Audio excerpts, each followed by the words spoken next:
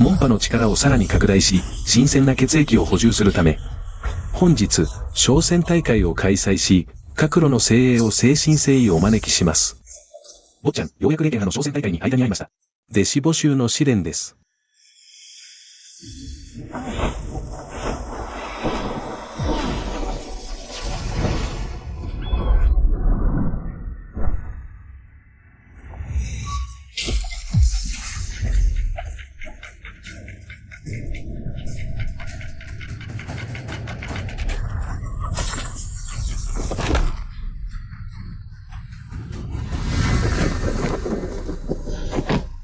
お前。試練を通過した右縁者のみ、この宿屋に泊まることができます。唯一の上等部屋、勝手に入ろうものなら、これが末路です。ただの上等部屋じゃないか、倍の値段を出す。待て、もともとは普通の人間として、地味に行動するつもりだったが。ここまで来たら、もう隠さない、カードを開けよう。実は私の本当の身分は、大名国の王子。主こと。バカ。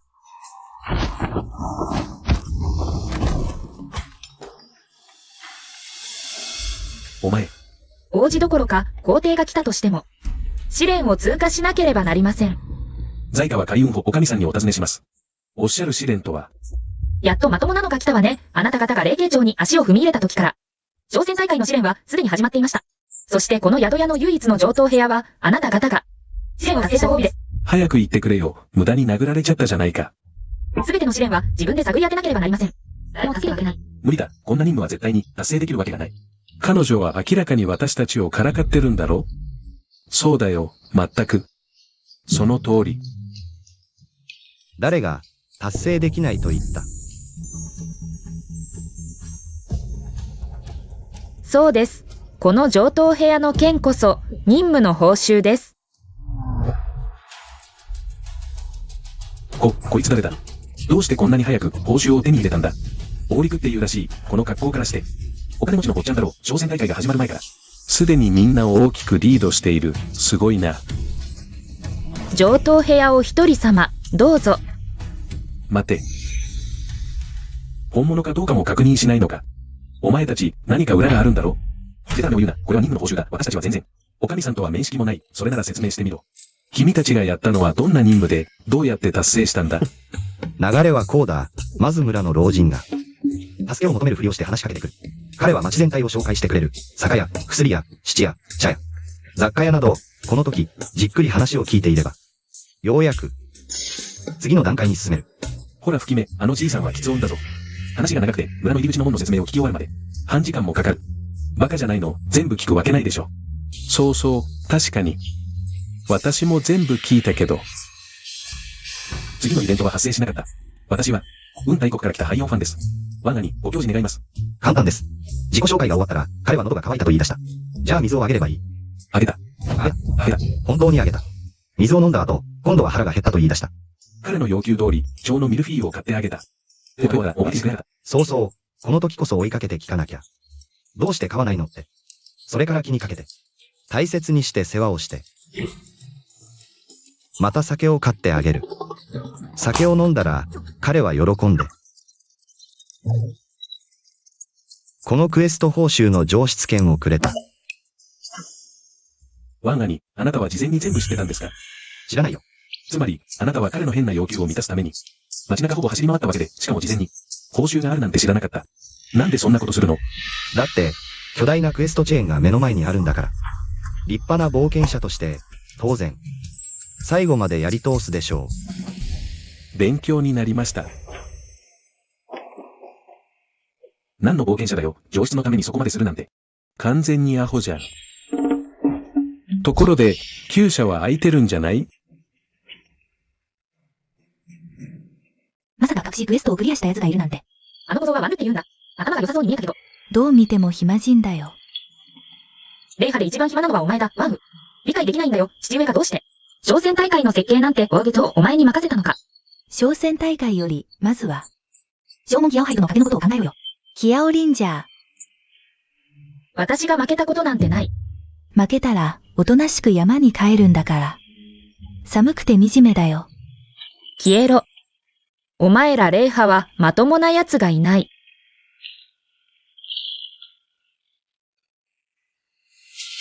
この人参、誰でできてるのか。500両もするなんて、強盗じゃないの？まったく、このご時世に仙人を目指すような。奴らはみんなこれがあるだろう。私たちを、観光客のカモだと思ってんのか。そうだよ、犬も飼わないわ。賭けがなかったら、どうなるか見てやるのに。あら、おかみさんじゃない。どうしたの？商売がうまくいかなくて。転職して兄さん売りになったの？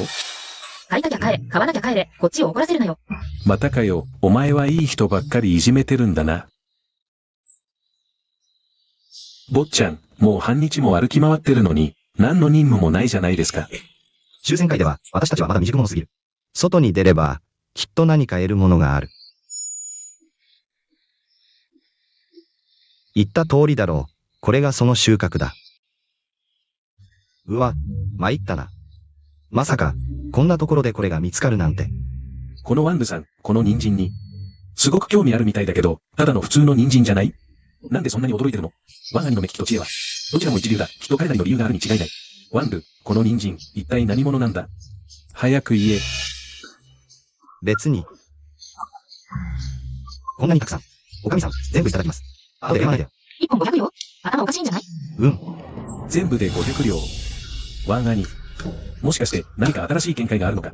考えすぎだよ。私に何か発見があるわけないじゃない。何も発見なんてない。早くしろ。隠し任務なら話してくれるのに、この人参の由来は。隠してる。きっと良いものに違いない。ふざけるな。人を騙すなよ。普通の人参に500両も払うなんて、どういうつもりだ？そんなに野菜が好きなのか？とにかく、私が聞くから。見てみろ、焦ってるぞ。早く言え、この人参。一体何の秘密があるんだ？この千ガガは霊魂には効かない。何が千ガガだ。ただの普通の人参だろ。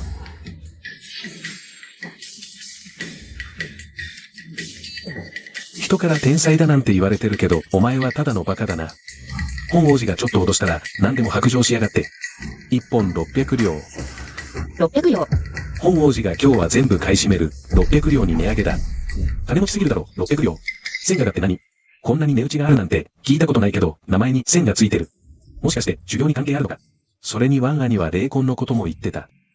お前ら二人、あんまり賢くないみたいだな、みんな。周知の通り、修士の修行の才能は、主に霊魂の品質に依存する、そしてある天才的な霊法は、霊魂を養い、才能を増やすことができる。だから、真実は一つしかない。わかった、この人参、まさにこの類の天才地方なんだ。私の推理は間違ってないだろう。ワンル。みんな、彼の嘘を信じるな。この人参は。ただの普通の人参だよ。持ってこいよ、まだ盗み食いする気。700両なら私も1本。私は5本800両で10本私も。私にもくれうせろ、本王子はさっき言っただろう。今日は私が全部買い占める人の話が聞けないのか、お前ら。なんでだ、俺たちだって金持ってるんだぞ。なんでだ。俺たちだって金持ってる、なんで買わせてくれないんだ。なんでだよ、1000両1本全部俺のものだ。私。みんな荒そうな成立。はい。命名ぜ我先千馬と。ズーチンが奪うのはまだしも全部独占するなんて。大丈夫、誰があの一金持ちだもの。坊ちゃん、明日商戦大会が始まります。早く休みましょ急がない人を待ってる。う。誰を？開けろ、早く開けろ。お前か。この上等部屋の条件まあまあだな。そうだね、馬小屋みたいに四方風通しじゃない。暇つぶしに蚊でも叩いて遊べる。お前。1002本。この上等部屋と交換本当だ、本王子。交換しない。お前。ふざけるな、王さん、お前が欲しいのは分かってるから買うな。よく取りここの手口。通話にこれ以上言うと話の流れが変わる。お前ってやつ汚いな、何考えてるんだ。千の話だよ、わかる？交換しない。ワンアニ霊魂を改善したいくないのか。霊剣派に入りたくないのか、仙人になりたくないのか。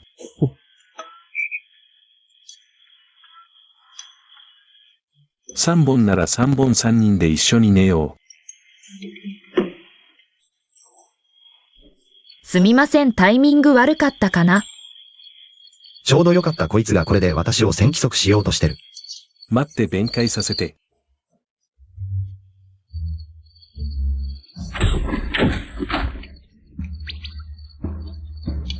私はただ嫌いなんだお前ら野蛮人が。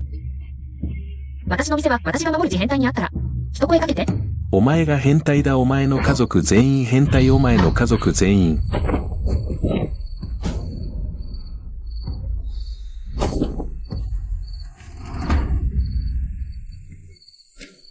まだ高手がいる。山に連れ帰ろうとしても無駄だしめ。この資質私もローノリだ。まさかワンウの嘘を信じるとは。昼間はありがとう10万両儲けさせてくれた。この食事で二人を牢を。旅先では助け合いだ。確かに霊剣派とは縁がある。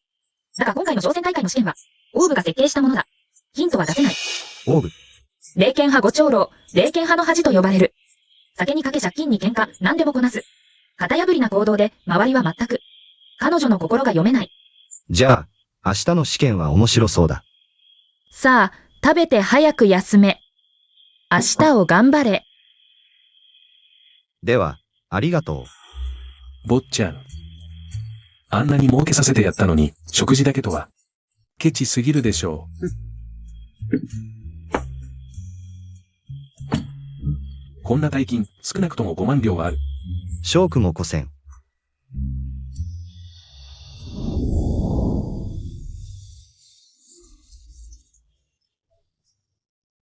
ここは霊剣三星雲峰、この星雲路を進めば、霊剣派に直通する。私の予想が正しければ、この星雲路が、第一関門の試験だ。OK。自信はあるか。資質が成否を決める。天霊魂の私なら問題ない。大ボラ吹き目、天霊魂なんて。万人に一人もいない極上の霊魂だ。もし本当なら、古代専門どこでも選べるのに、なぜ霊剣派に？シュアニー、この霊剣派はどうかした。霊剣派か、金も人も、伝統もない。古すぎるからこそ、まだ、古代専門の一角を保ってるだけさ。我が霊剣派を侮るとは。見ろ、保険飛行だ。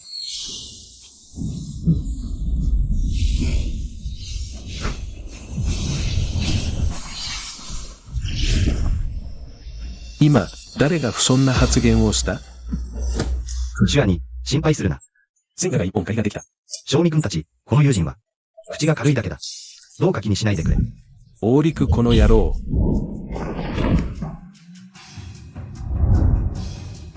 お前が霊剣派を侮辱したのは、来るなら来い、来ないなら帰れ。誰も引き止めないぞ。すまんな、皆さん。商会は機嫌が悪いんだ。再び不遜な発言があれば、商戦資格を剥奪する。商戦大会の基本規則について、今日で皆さんもほぼ聞きを読んでいると思う。第一関門星雲路は資質を試す。適切な高さまで登れば、地図と次がわかる。無理せず、全力を尽くせ。では宣言する。商戦大会、正式開始。終戦の道は足元から始まる。OK、どうぞ。誰も我が星雲の志を支えずとも。我は風を踏切を破り進む。霊剣派、俺様が来たぞ。我が霊剣派、久しぶりにこんなに賑やかになったな。長老たち。選ばれた弟子はいるか？星雲路。弟子の資質を試すものだ。まだ早い。見当がつかないな。ワンウ、どう思う？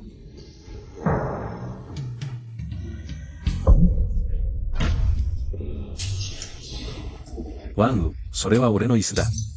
台を張ればいい。我が宗門に、どうしてこんな堕落者がいるんだ。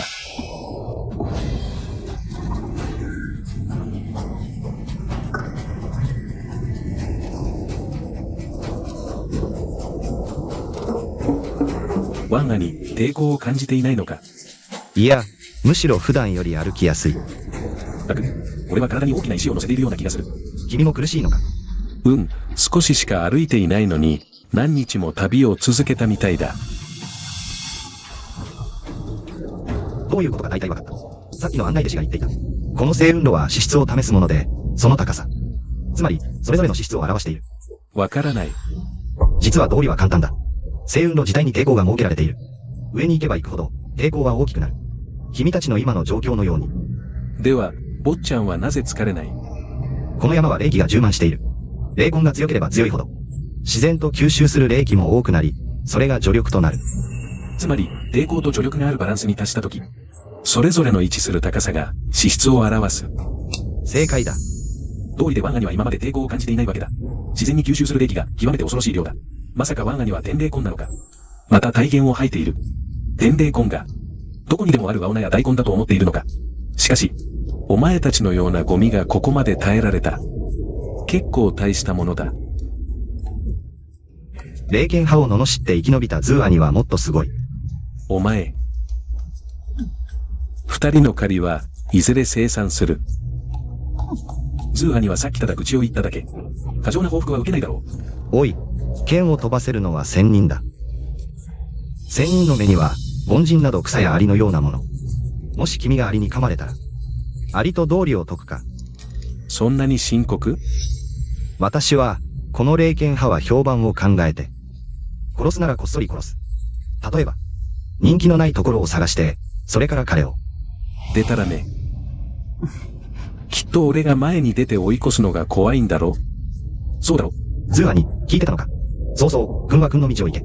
適当に雑談しよう雑談だよ。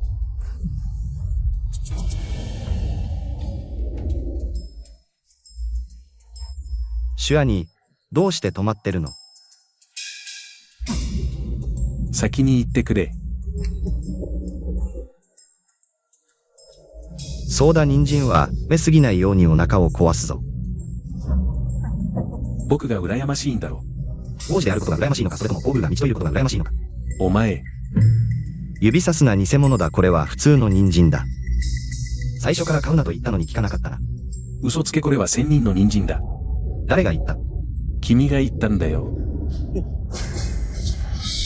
お前は狼と組んで俺を騙したんだな。当ててみろ。移行を中巻き添えを食うなよ。はい。巻き添えってなんだ？はっきり言えよ。霊剣さんの地でゴミを捨てるとは殴られたいのか。法陸許さないぞ。OK、これはどういう意味だ？ここまで来られたのは大変だった資質はすでに、トモン弟子の基準に達している左を選べばトモンに入れる。試験終了よかった、坊ちゃん成功だ。違う私たちだ。私はただの書生で全て坊ちゃんのおかげです。王中君が星雲路を通過できたのは、1000円がある証拠だ。私のことは気にせず。自分の未来を追い求めろ。坊ちゃんはもしかして、若者よく考えたか？チャンスは一度きりだ。内間を選んだ場合、試験に失敗すればトモンにも入れなくなる。せっかく来たんだ、最後までやり通そう。OK の言う通りだ。残りの道は、私が OK と共に行く。私も加えて一緒に行こう。お互い賞をし合える。いいぞ。王中言っただろう。君はトモンに行ける。これで自由の身だ。私は、やはり坊ちゃんと一緒がいいです。王陸お前、逃げるな。坊ちゃんまた殴られてるようです。本庄司が外出すれば他人が少し我慢するのは当たり前だ。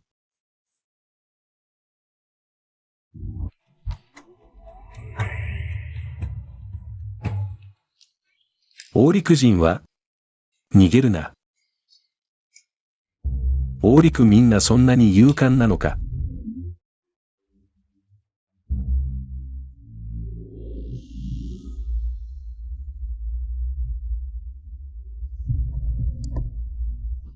坊ちゃん霧が濃くなってきた道が見えない。良いことだ。これは明らかに新しいマップに入る兆候だ。新しいマップ。商船の道が一直線だと思ってたのか。途中にはきっと多くの関門が設けてある。一人一人の総合的な資質を試すためだ。試合では、あれは俺が不利じゃねえかに入って支援できるんだ。このゲーム、おそらくマップの干渉地帯だろう。城の村民から聞いた話では、第二関門は性格が試されるらしい。性格？逃げるなよ。やっと追いついたぜ。ズーアに、またそんなことしてどうするんだ？まさか。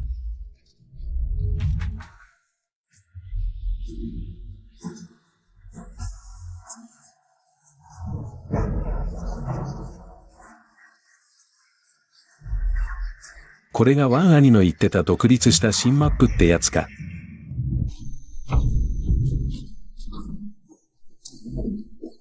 新マップ？ワンウ、一体何をやらかしたんだ？その通り。新マップ、桃源郷だ。これが2ヶ月かけて、作り上げた天才的な設計だ。縄文のギアを褒めたいなら遠慮なく褒めればいいのに。照れなくてもいいよ。内間の試験をそんな軽率に扱っていいものか。見てよ、これが俺たち。霊剣派が人数少ない理由だよ。そんなに硬くならないで。時代に合わせて変わらなきゃ。時代に合わせるもクソだ。霊峰運ハズを使って、元凶を毒で縁したって何の意味があるんだ？二長老、それは違う。これは単なる元凶じゃない。ここにいる一人一人が、血も肉もある本物でリアルさを追求している。そうすれば、正確に人間の EQ を測れるんだ。EQ？ そう、EQ だ。もう今は、全魔大戦の時代じゃない。今の九州大陸のテーマは、平和と発展だ。暴力沙汰なんてもう時代遅れさ。広く友達を作ることが我々主戦会で生き残る基本だ。要するに、今の主戦者は殺し合いじゃなく、人間関係を争っているんだ。正門キアオハイ、俺の言う通りだろう？道理はわかるが、どうしてこの町中の嫌われ者であるお前の口から、そんな言葉が出るんだ？キアオハイ、私を怒鳴るの？私はマス戦大会のために心身を削っているのに、あなたは気遣ってくれないだけでなく、さらに、行くわ。私の言い方、少しきつすぎたかな？きつくない。彼女のことは分かってるだろう。また酒を買いに行ったんだよ。おい。戻ってこい。無断離脱したら霊石を差し引くぞ。死んだ豚は熱湯を恐れない。彼女ワンが宗門に借りてる金は、多分、300年後まで計算しなきゃならんだろうな。罪なことよ。3日も経った。ワンゾーングと。古海はどうしてるかな？桃原村は大きくないが、OK の賢さなら、きっと見つけられるだろう。まずは食べよう。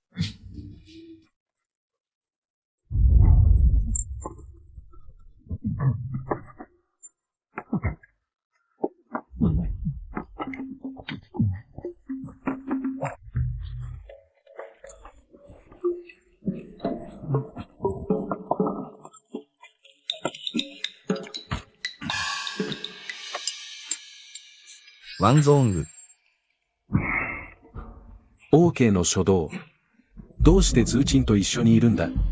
店員、上等な酒と肉を持ってこい。まんじゅうと水？待て、誰をバカにしてるんだ？上等な酒と肉だ、わかるか？愛してる、聞こえないのか？うるさいな。これは桃原村の決まりだ。貨幣はなく、物々交換しかできない。水とまんじゅうは店主が、憐れんでくれたものだ。一日一回だけ。いや、じゃああいつらは、なぜ贅沢できる？最初の突破者の特典だ。食事付き、メニュー自由、しかも無制限。少し遅れただけなのに、土門を選んだはずなのに、試験に引っ張り込まれるなんて正直者をバカにしてる。ワンゾーング、こっちへ来い。ワンゾング、俺が言ったことを、忘れたのか。逃げる？逃げられると思うか？もう一度聞く。ワンルは俺を騙したのか？本当に知らない。ごまかすな。お前たちが組んで俺の金を、10万両もだぞ。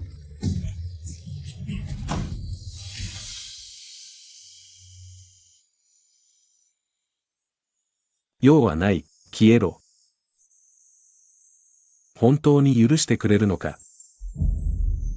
初動ごときを相手にするのは身分が下がる。消えろ。待て。本当に一生ワンルの犬でいるつもりか？普通の人が修行できる確率は1000分の1以下。お前には縁がある。本当に認可に甘んじるのか？若様は小さい頃からよくしてくれた。それに、本王子が機嫌がいい時は、ガンガンに小銭をやることもある。要するに、ワンルはお前をただの、使い走りの犬と思ってる。骨をいくつかやれば、ありがたがると思ってる。考えてみろ、あいつは知り合ったばかりの。他人にも兄貴大貴と呼びかけ、お前には命令ばかり。興味はないか。俺の側に来るのは、王子の俺にまだ下僕が足りないのか。下僕じゃない、友達だ。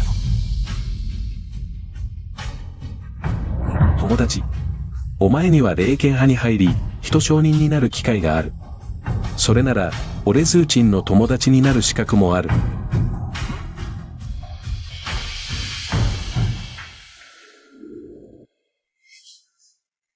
若様、今回は自力で試験を受けたい。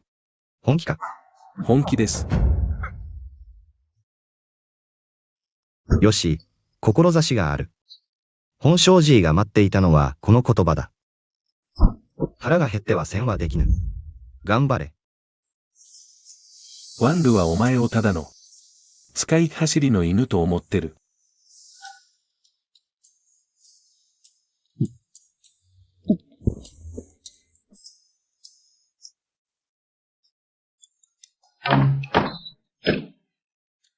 何してるの？こんなに美味しい肉を。お前の施しはいらない。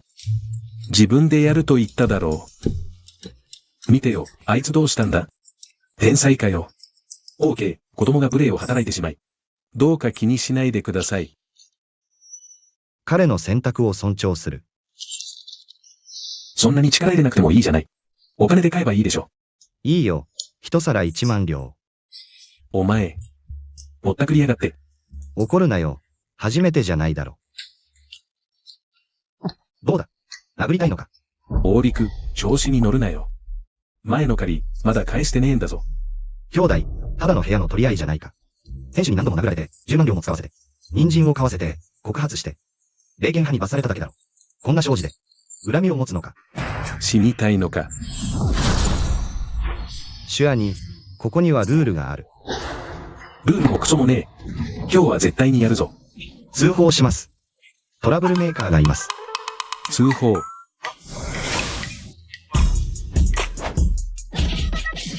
っ飛ばすぞ。あまりに残忍だ。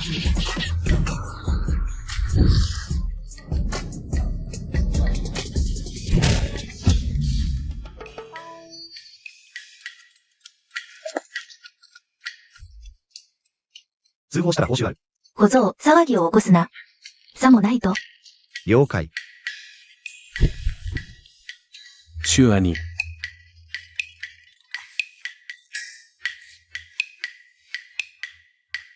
なるほど、村人が桃原村は一番安全だというわけだ。村では武力行使できないのか。じゃあどうやって修行するんだ？誰がこんな可愛いルールを作ったんだ？武力禁止、これがルールだ。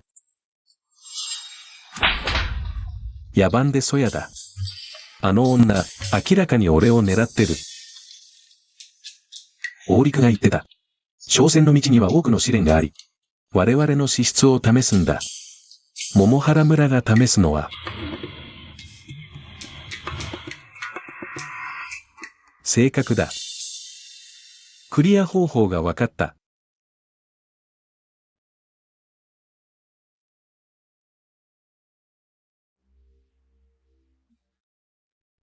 OK。OK。あなたの言う通りにする。リュウおばさんと一日中おしゃべりした。この調子で言ったら、養子にされちゃうよ。その調子だ。好感度が満タンになった。竜おばさんへの好感度でクリアだ。OK、まさか。主金みたいに俺を騙すつもりじゃないだろうな。OK は君を助けてるんだ。会計、どうして今まで来なかったんだ？ OK、恩恵。ハイヤには私たちより遅く来たわけじゃない。ただね、彼はずっと任務をこなしていただけだ。任務？私は桃原村の試練を終えたばかりだ。いつでも出発できる。本当？そんなにすごいの？我がにもご指摘ありがとう。事実は 1K の予想通り、桃原村は、独立した異面空間で好感度を獲得しないと、試練を通過してここを離れられない。この間、私はずっと村長の家で家事を手伝っていた。二人と合流する時間がなかった。もう行かないと、村長の義理の妹に惚れられるぞ。さすが 1K、何もお見通しだ。我がにがずっと観察していたなら、私たちの任務の進捗もご存知だろう。あなたの初動、ズーチンと仲がいいようだ。このマンゾング、私と長く一緒にいたら、劣等感を持ち、自信を取り戻したがる。良いことだ。自信と忠誠は別物だ。これはワンゾングが残したもの。小さな書道なのに、こんなに大金を持っている。どう考えても不自然だ。ワン兄。私は特別な才能はないが、人を見る目は確かだ。ワンゾングという男は、名前には中とあるが、生まれつきの反逆者だ。ワン兄、気をつけた方がいい。はい兄、君の行為はわかる。でも私は、ゾングを信じる。そうだ。私の推測では、この桃原村は、好感度を上げれば上げるほど、報酬も増える。もう少し頑張ってみないか。最初にクリアしたのは、私としては嬉しい。じゃあ、引き止めないよ。二人とも、失礼する。霊剣派で会おう。霊剣派で会おう。はい兄、こんなに早く任務を終えたのか。私も頑張って、早く好感度を満たすぞ。リオおばさんの好感度。ワン兄、失礼する。この数年、家の盗難は君の仕業か。信じてくれ、彼女に惚れさせればクリアできる。ダメなら別の子に。ハイヨンファンは成功した。今では誰もがクリア方法を知っている。蝶は競争が激しい。ここだけ人がいない。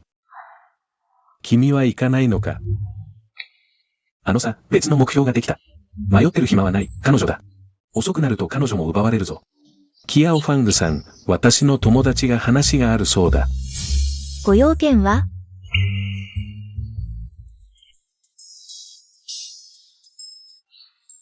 ダメ、別のにして。本当に別のにしてよ。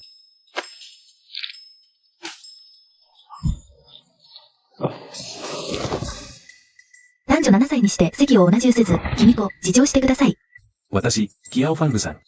私の友達が責任を持ちます。君子は本気ですよ。私は軽い女じゃありません。ワンゾング、この野郎。警告するよ、この町にはルールがあるんだ。勝手に武力を使うな。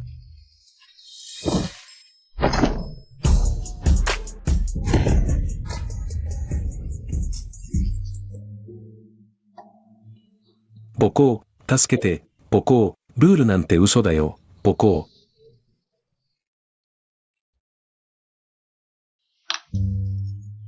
大成功。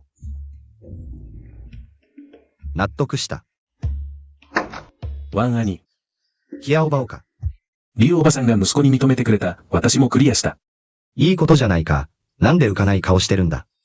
いいことはいいんだけど、この半月、多くの挑戦者が。もうクリアしてる。君はまだどれくらい待つつもり？私が失敗しても構わない。最悪金持ちの2世に戻ればいい。でもワンゾングは違う。今回の商戦大会は、彼にとって運命を変える唯一のチャンスかもしれない。わかった。ワン兄の気持ちは理解できないけど。ワン兄の知恵ならいつでも脱出できるはずだ。気をつけて、霊剣派で会おう。気をつけて。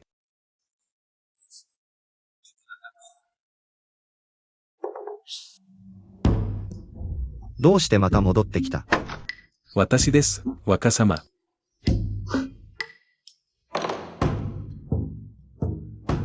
何か困ったことでも話してごらん。この若様が参考にしてやる。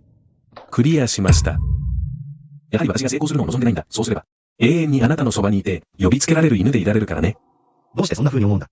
じゃないと、トモン弟子になるチャンスがあったのに。あなたは無理に挑戦を続けさせた、永遠に私を見下したいからでしょう。忠告したのに。いい加減にしろワンル、お前のことはよくわかってる。私が反抗できないと知ってて、わざとそんなこと言うんだ。私の忠誠心を試すためだ。だがそれでも感謝する。あなたの励ましがあったから、試練を乗り越えられた。本当の終戦者になれた。おめでとう。これが最後、若様と呼ぶのは。この頭、育ててくれた恩返し、これからは。あなたとの縁は切れた。もう何の関係もない。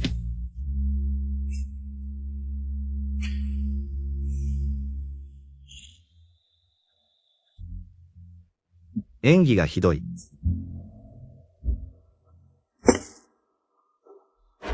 消えろ。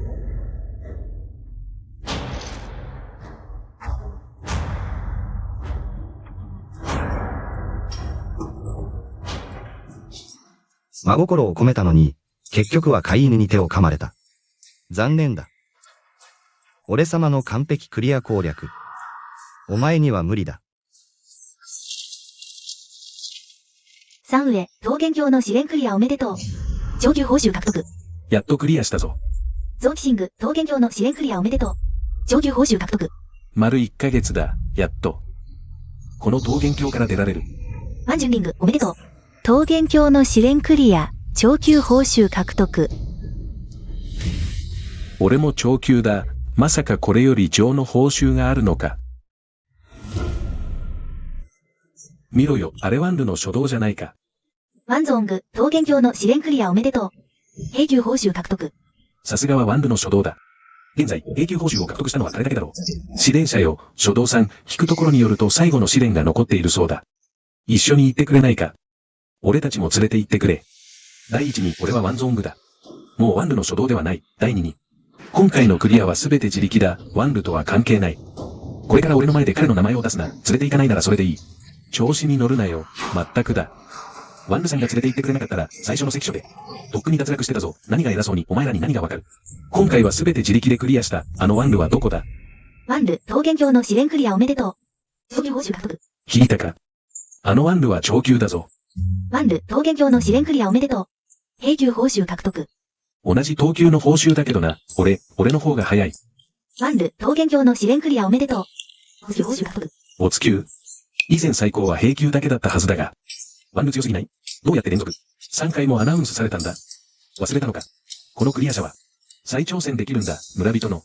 好感度を多く得れば得るほど、報酬も高くなる。つまり、ワンルはこの短時間で連続して、多くの村人の好感度を最大にしたんだ。なんてこった。ただ強いだけじゃない。完全に規格外だよ。ワンルを見てみろよ。黙って大物をやる。さすが強者って感じだ。ある人みたいに、ちょっと成果を出しただけで調子に乗るんじゃない。ワンル、次の関所で必ずお前を超えてやる。この少年、命名試練をクリアしたのに。なぜ行かないんだ？ちゃんとした試練なのに、無理に。高津兵長の等級を作るなんて。以前の商戦大会のルールは画一的だったが、今回は、特にレベルが高いほど評価が高くなる仕組みを追加した。なかなかクリエイティブだと思わない？でたらめだ。これでは試練の公平性を損なうぞ。ワングエ地域青杯、心配するな。報酬は評価に応じて自動的に注文の宝庫からランダムに支給される。公平性に影響はない。何？注文の宝庫。注文の宝庫。このワンルはまだ入門すらしていないのに、霊宝を手に入れるとは。彼はおつ級だよ。高級でないと霊宝の報酬はない。高級もあるのか。ヒアオハイ、心配するな。高級は天を登るほど難しい。彼には絶対に達成できない。その言葉、きちんと守ってくれよ。店主さん、これで良いお酒と交換できませんか？この樽の良いお酒で、肉と交換できませんか？果物と交換したいんです。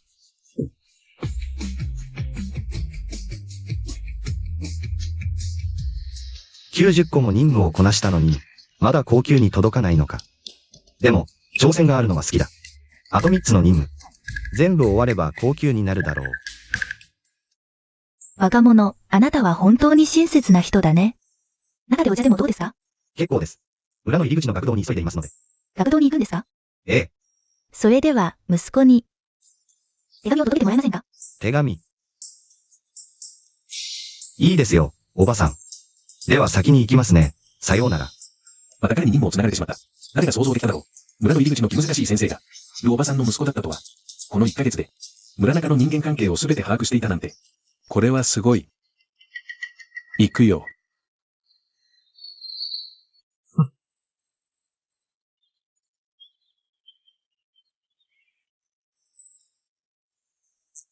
死の邪魔をするな、出て行け。これは、お母さんからの手紙です。母からの手紙？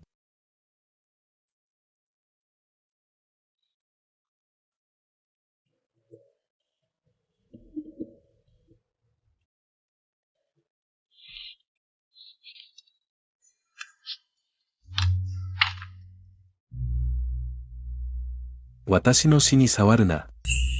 最後の2行、完成した。小道に葉が舞い、くんと笑い語らう共に過ごすほどに情は熱く。肥沃の鳥となりたい母上。お許しください、子供の願いを。愛に正しいも間違いもない他人の。世俗の目など気にする必要はない。兄貴、ちょっと手伝ってくれないか。もちろん。これは私の大切なものだ。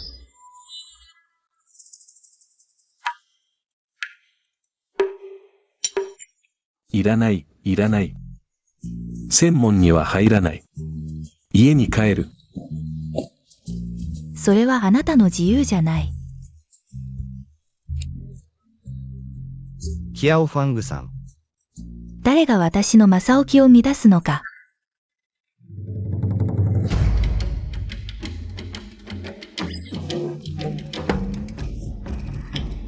あいつだ。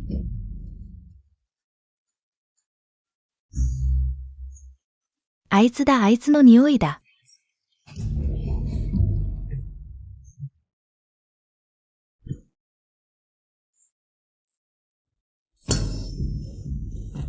キアオファングと秀才がカップルだなんて、誰が予想しただろう。キアオファングは最後の村人ということは、ワンルさん、桃原村のすべての任務を完了おめでとう。高級報酬を獲得。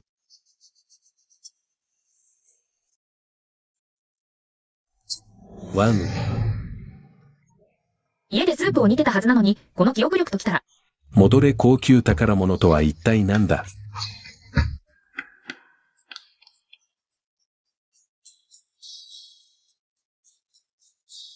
ワンさん、おめでとうございます。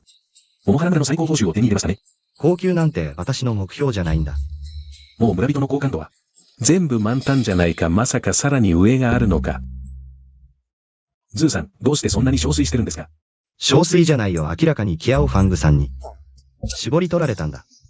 証拠があるのかでタラメを言うな。そんなことに証拠なんてないよ。でもズーさん。あなたの好みはなかなか激しいね。黙れ、これはデマだ、誹謗中傷だ、あいつが私を誹謗してるんだ。みんな大人なんだから理解するよ。これ以上でタラメを言ったら私は。決闘だ、覚悟はあるか。我慢ならん、これ以上は無理だ。ワング、お前と戦うぞ。助けて、また騒ぎが起きてるよ。あんたか。やっつけてやる分殴るぞ。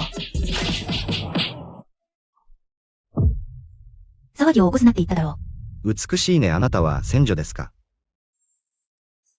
口先だけ子供だと思ってるのか、これ以上問題を起こしたら。ぶっ殺すぞ。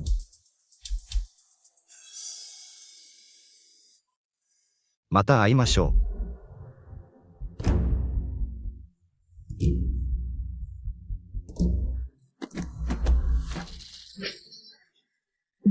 まだ何か用かよ。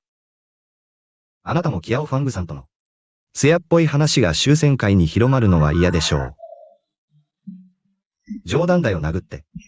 兄貴、やめてくれよ。ちょっとだけ信じてよ、ちょっとだけ殴って。助けて、騒ぎが起きてるよ。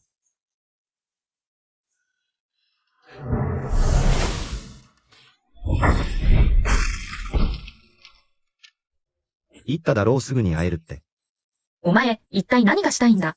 立派な冒険者として、当然完璧を追求するさ。クリアしたけど、実は桃原村にはまだ。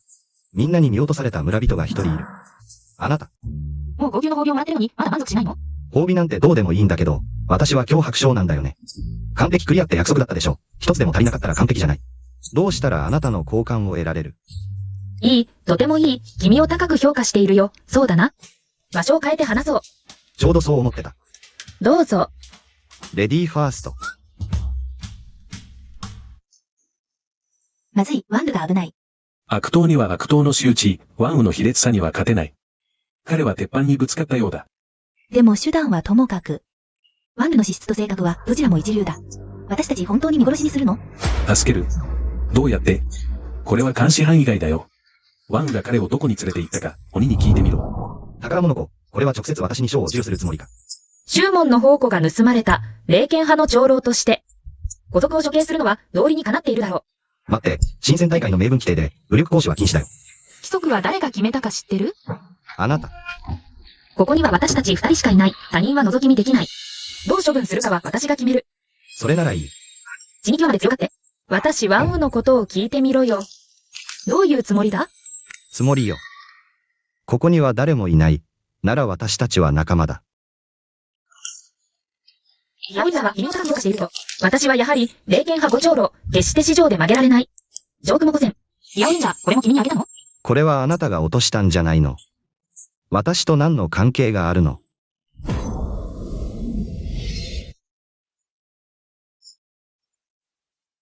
嬉しい。お姫様。嫌だわ。言って、何が欲しいの？適当に神器をいくつか、気持ちだけでいいよ。あなた本当に悪いわね。神器はないけど、小さな霊宝ならいくつか。簡単よ。じゃあ。でも、最初に約束しておくけど、もしこのことが、第三者の耳に入ったら、私は、あなたの頭をぶち抜くわよ。わかった。私の最大の長所は、口が硬いことだ。すごい長所ね。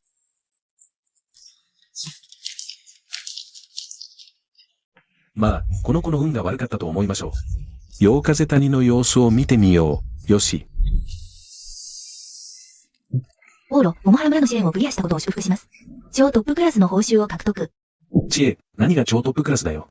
聞いただけでオーブの即興だってわかるよ。オーブの手に落ちたのに、彼は無傷だった。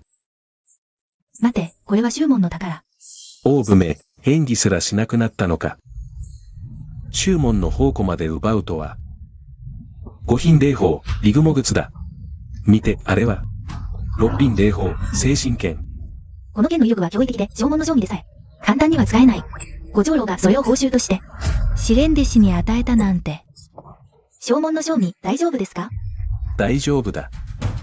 ただ、誰かを切って気を晴らしたいだけ。正門霊、こんなものまで報酬になるのか。オーブ、お前と戦うぞ。助けて。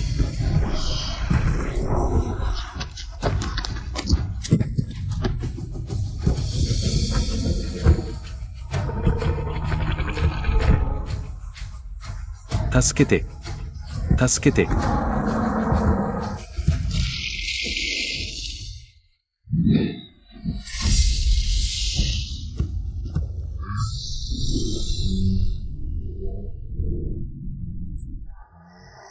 会計。逃げろ、相手にならない。よし。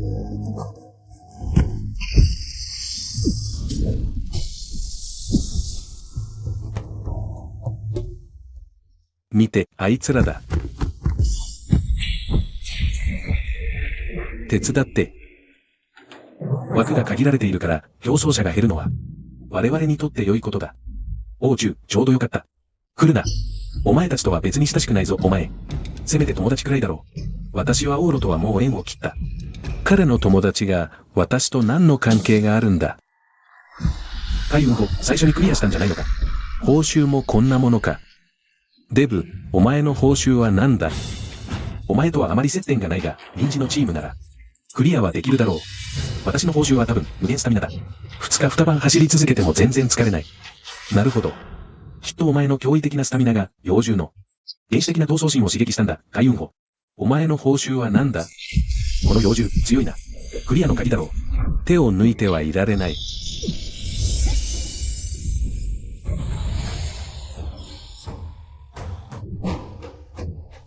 聞いたぞ。どうして小さくなった？これは強盗操人だ。幼獣のレベルを下げられる。今だ。行こう。何してるんだ、お前たち。これは明らかにお前の戦利品だ。彼らが横取りするのはともかく、我々を連れて行かないなんて。焦んな、この幼獣は。そんなに簡単には倒せないはずだ。もちろん、そんなに簡単じゃない。チームの人数が多ければ多いほど、幼獣の実力も強くなる。4枚の望月さえの強さ。君たちがどれだけ耐えられるか見てみよう。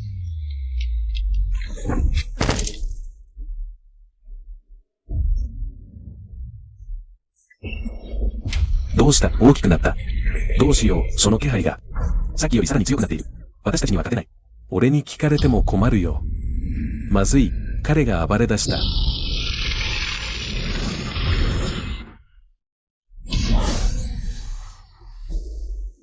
はい、兄、どうしよう、このままでは。私たちは犠牲になる。ワン兄がここにいれば、きっと何とかしてくれる。こんなに早く、本正寺のことを思い出したか。ワン兄だ。見て、ワンルだ。助かった。よかった、私たちは助かる。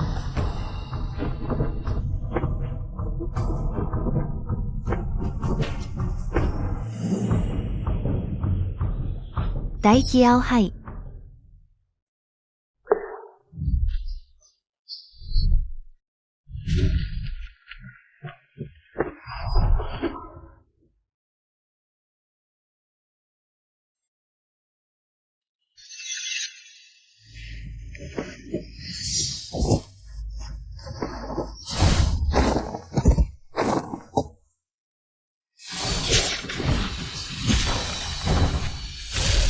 精神圏の威力は、その貧窮をはるかに超えている。制御が難しい。姉妹、慎重に扱った方がいい。大気青杯。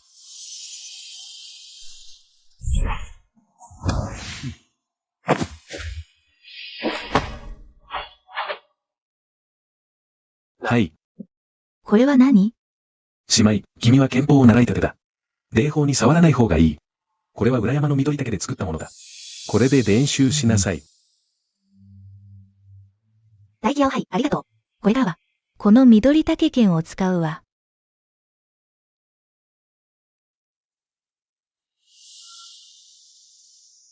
終わった。この子は精神圏を制御できない。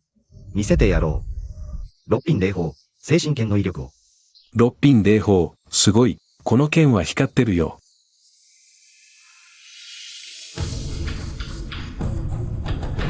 うわ、この剣はどうしたんだ。ワンウに騙されたんじゃないか。ワンウこの野郎、正門の礼拝まで。勝手に人に渡すなんて。今度は誰も止めるな。絶対に許さない。誰も止めてないよ。正門キアオハイ、余計なこと言うなよ。ワンウの性格が変わったのは、大キアオハイと関係がある。でも君は、彼女を甘やかしすぎだ。このままでは、私たちの霊剣派の霊法がどれだけ無駄になるか、わかっている。でも、ワンウは、まだ線はあると思う。彼女は絶対に、簡単に宗門の霊法を傷つけない。まずい。精神圏のエネルギーが完全に解放された。何終わった、雲な水。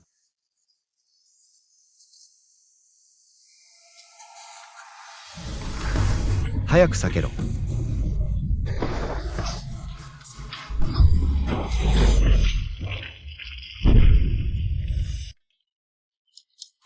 クソ彼のワンル、一人で桃原村の任務を全部取ってしまった。俺はどこで好感度を稼げばいいんだ。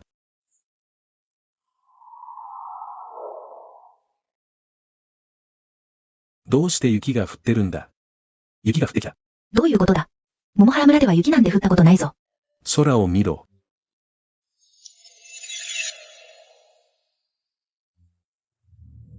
気づくべきだった、この桃原村全体が。方法が作り出した幻だ。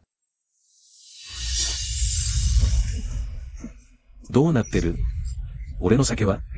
試練が終わったのに、何もかも消えちゃったじゃないか。おめでとう、お前は終わりだ。どういう意味だ。雲な水は正門キアオハイの命の次に大切な宝物。商船大会の試験に必修の霊法だ。それをお前は。一刀でぶっ壊した。俺が。ワンウが山に登る。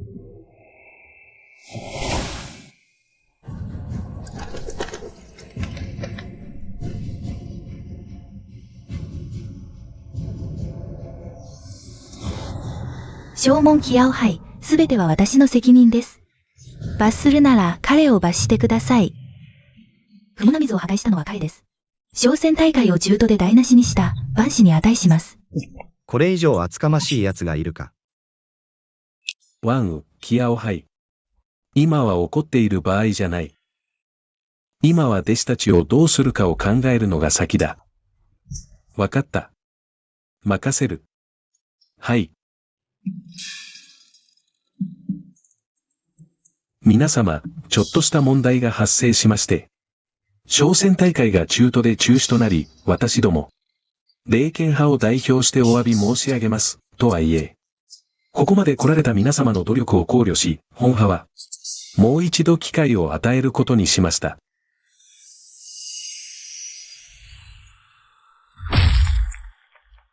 順番に霊魂テストを行います。優勝劣敗です。本派は3名を内間弟子として選抜します。選ばれなかった方も、がっかりしないでください。全員ともんで受け入れます。3人だけ？じゃあ俺は無理だな。落選してもともんに行けるなら損じゃない。ワンルさんのおかげだってなければ。こんな機会もなかった。いつもワンルに先を越されるわけにはいかない。俺が先に行く。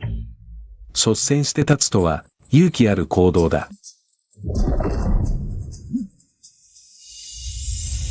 素質良好、私も試してみたい。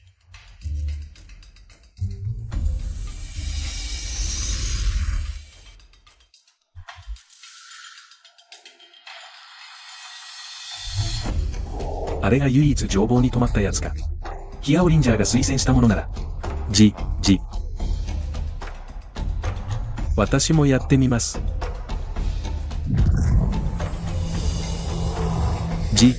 ワンアに自信はあるか？言うまでもない。俺は万人に一人の存在だ。伝令ね。OK、行ってくるよ。頑張れ。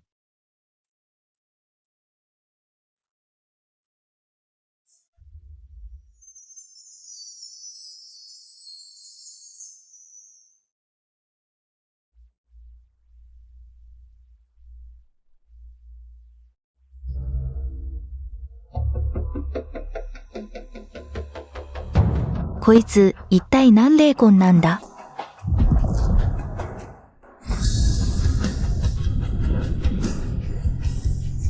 これは天霊魂だ。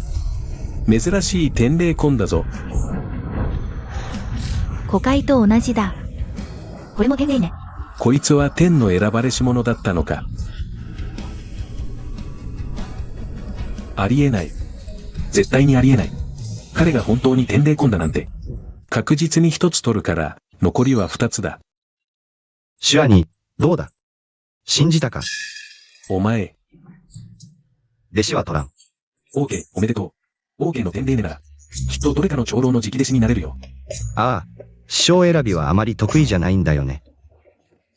今から考えても遅くないよ。本当に一人選ぶのか。彼女さえじゃなければいい。皆さん、私たちの検討の結果、3名の弟子が選ばれました。では、名前を呼ばれた方は前に出てください。第1位、シュコト。俺か？やっぱり内間弟子には俺が入ると思ってた。第2位、オンフォー。恩恵、おめでとう。でも残り一つだ。大丈夫。トモン弟子になっても、まあいいさ。第3位、大手の平門古海。もう一度確認してみては？間違いない。発表して。最後の1位、王中。読み間違えてないか？往路じゃないのか？陛下は何を考えてるんだ？マリに一つの天霊魂を取らないなんて。そうだよ。往路の試練は俺たちよりずっと良かったのに。なぜ落選したんだ？皆さん、時間がないので本門の弟子について登録に行きましょう。諸君、どうぞ。往路指定、行こなぜだ？これは本門の証文と、諸長老の共同の決定だ。理由ぐらいは聞かせてくれよ。往路お前は証文を。諸長老の決定を疑うのか？黙れ。お前に話してるんじゃない。お前、往路お前は言ったな。金はどこでも光る。お前が天霊魂なら、都門に残っても構わない。長老、我がにはなぜ落選したのか説明してください。そうだ、理由を言わなければならない。霊剣派は五大専門だ。納得のいく理由を言ってください。ここにいる皆さん、都門に入れる弟子は一人一人。あるのを受けたではないか。説明がないと、私たちは納得できない。私たちは納得できない。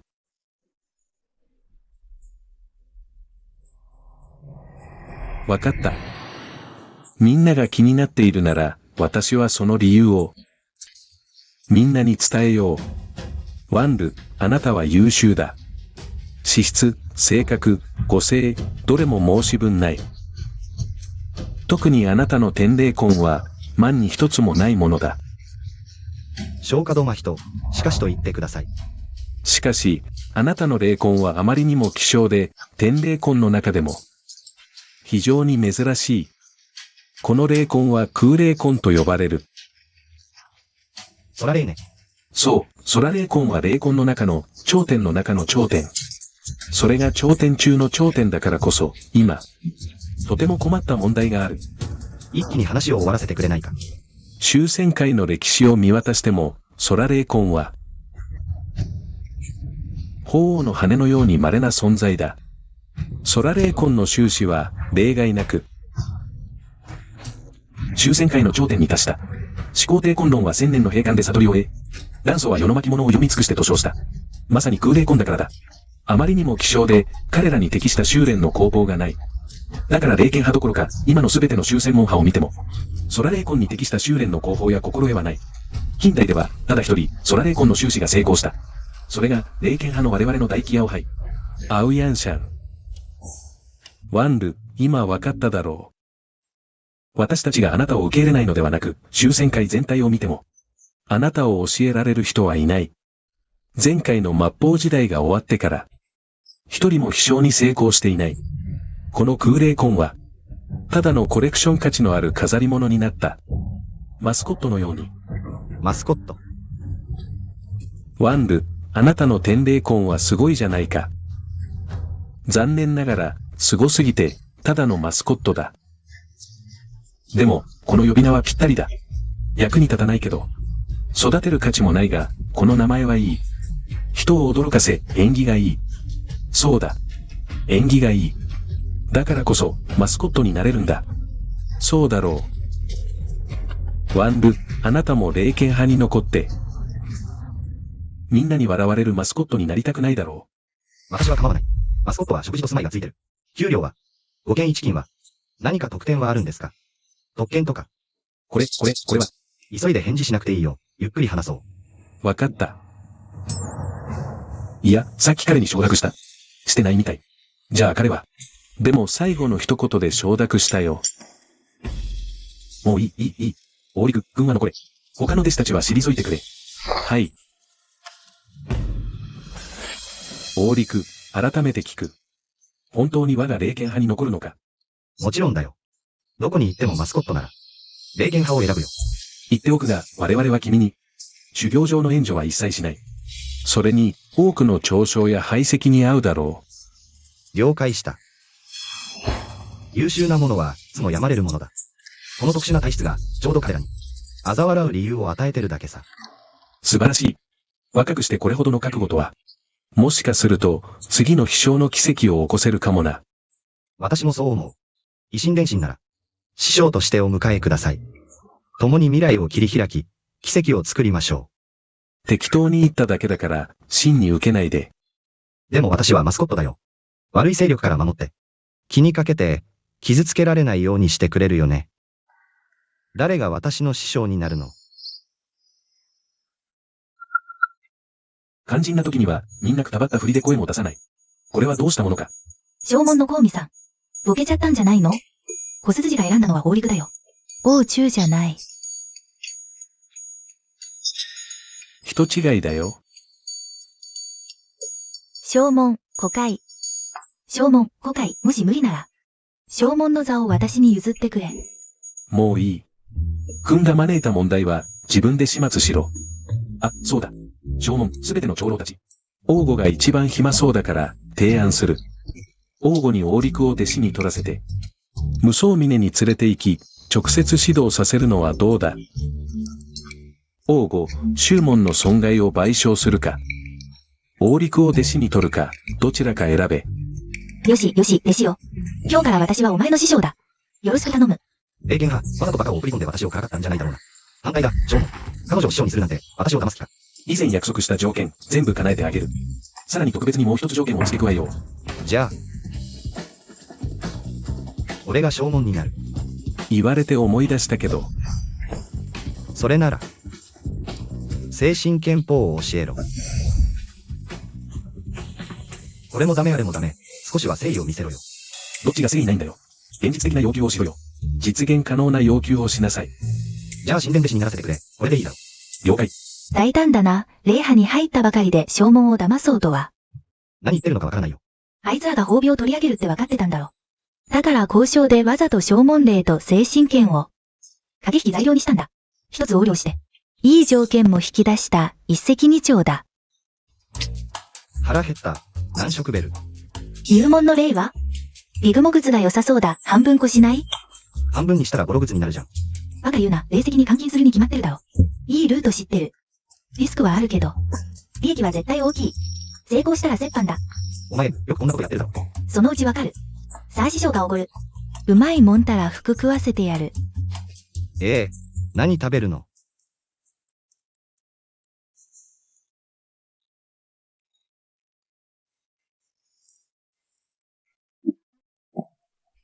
応援場を、こっち座れよ。なんで？もう専門に入ったんだ。過去のことなんか気にするな、帳消しだ。座れ。そうだな、今回の内間弟子は俺たち3人だけ。これも縁だ、これからは助け合おうぜ。まあいいか、一緒に行こ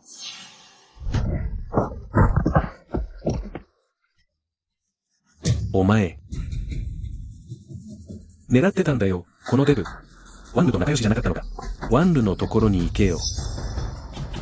霊派の内間弟子はみんなこの標病法で修行する。半日も経つのに、どうしてワンルの姿が見えない？追い出されたんじゃないか。いや、証文が。ワンガにも残せていたはずだ。証文は承諾したけど、内間に残すとは言ってない。あいつはマスコットだ。多分今頃は都門で展示されてるんじゃないか。神殿弟子。本当か？天道から連絡があった。間違いない。それにご長老に指示するんだ。本当に羨ましい限りだ。ギアを廃止前二人。お前たちが言う神殿弟子。大陸って名前じゃないのか。神殿弟子。名前は知らないが、ご長老に選ばれた神殿弟子なら、才能やご性は間違いなく最高クラスだろう。そうだ、特にご長老に選ばれたとなれば、その優秀さは明らかだ。我ら霊剣派で十数年も神殿弟子が出ていなかった。しかもご長老は弟子を取らないことで有名だ。きっと並外れた人物に違いない。そのために派令したんだ。私にもそんな機会があればな。間違いない。OK に違いない。こう聞くと。大陸じゃありえない。証文自らがおっしゃっていた。大陸は修行なんてできないと。ただのマスコット、飾り物だ。もともと霊剣派は。彼を退学させようとしたが、厚かましくも居座っただけ。ドン弟子の枠ですら奪おうとした奴が、神殿弟子になれるわけがない。お前らは嫉妬してるんだ。きっと OK を羨ましがってるんだ。少子千番。俺が彼を羨ましがる？いい加減にしろ、同門の間で争うな。仲良くするんだ。わかったか？はい。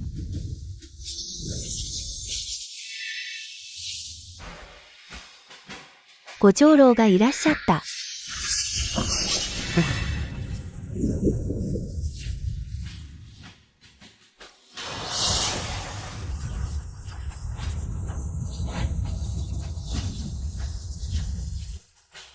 何をごちそうだ。内間の食堂にただ飯食いに来ただけだろ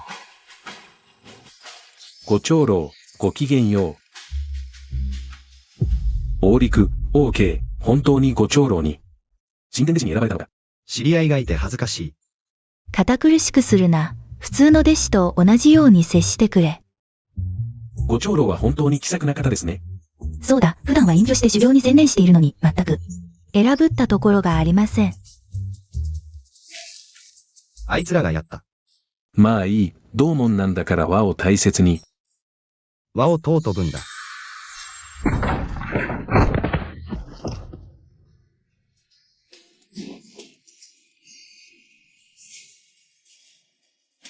大陸、お前。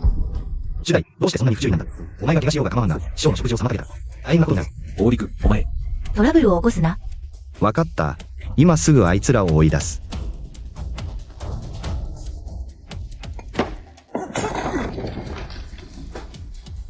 大陸、お前。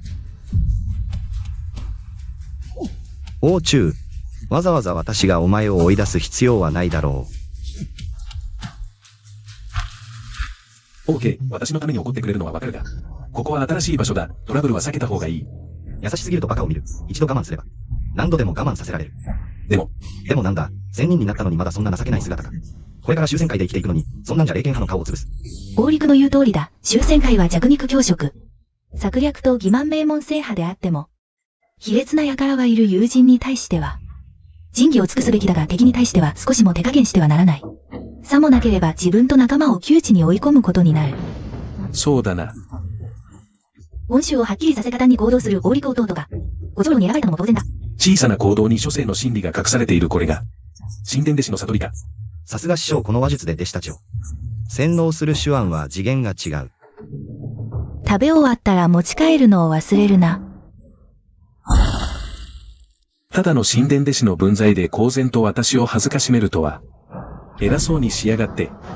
高く登れば落ちた時の痛みも大きいすぐにみんなが知ることになる。王陸の神殿弟子など、名ばかりだ神殿弟子だからといってなんだ。縄文自らが言った終戦会全体で、彼に適合する方法はないずれ。彼はまた無能になるだから我々が彼を超えるのは、時間の問題だ。王陸を覚えておけ。いずれお前を踏みつけてやる。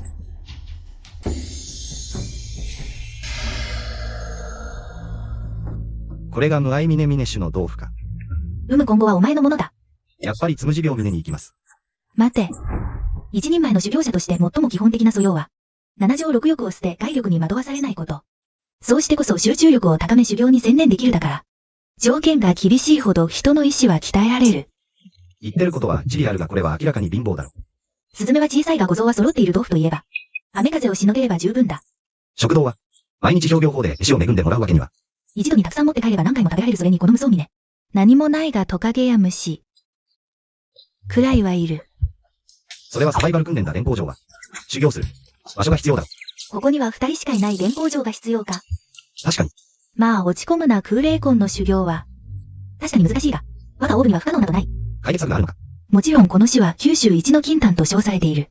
聞いたところでは、かなり強そうだでは他の長老は。どのくらいの教会なんだ。正門は鏡境の強者だが、他の長老はみんな元営業だ。金丹は元緑の下、お前は最弱の長老だ。何を自慢してるんだ、まったく。本当に無知だな。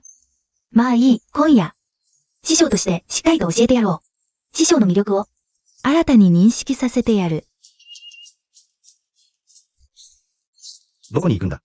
今日ある酒は今日飲め。明日の憂いは明日考えろ。無双峰は俺たち二人だけ、当然試練だ。美食に対する抵抗力だ。俺のような旋回の絶世の美女に、お前がまだ冷静でいられるか。まあ、合格としよう。自分で酔っ払って、部屋に来たくせに。こんな酔っ払いの師匠、信用できないな。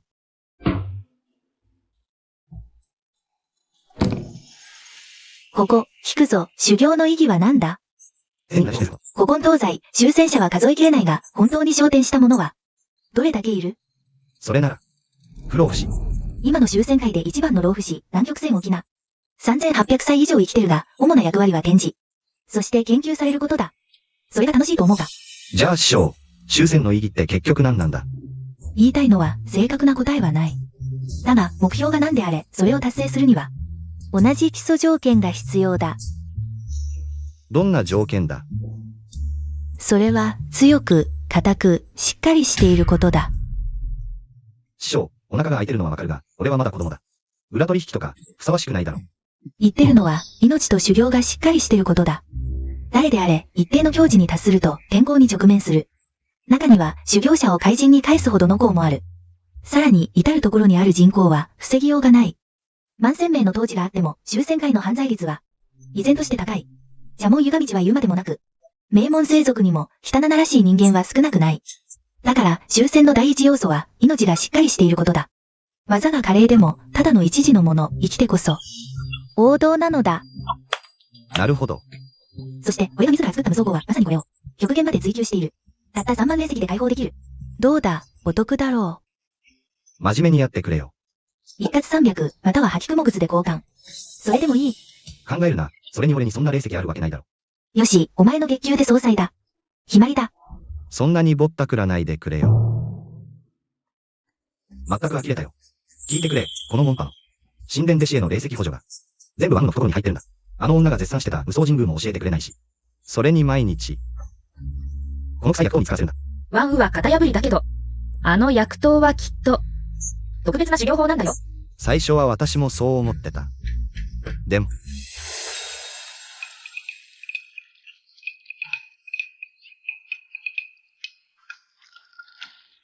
毎日走って鍛えれば腹筋できるって本当だった。今度気絶させたら存分に触ってやる。正門のくせに弟子の入浴を盗み見るなんて恥知らず。厚かましい。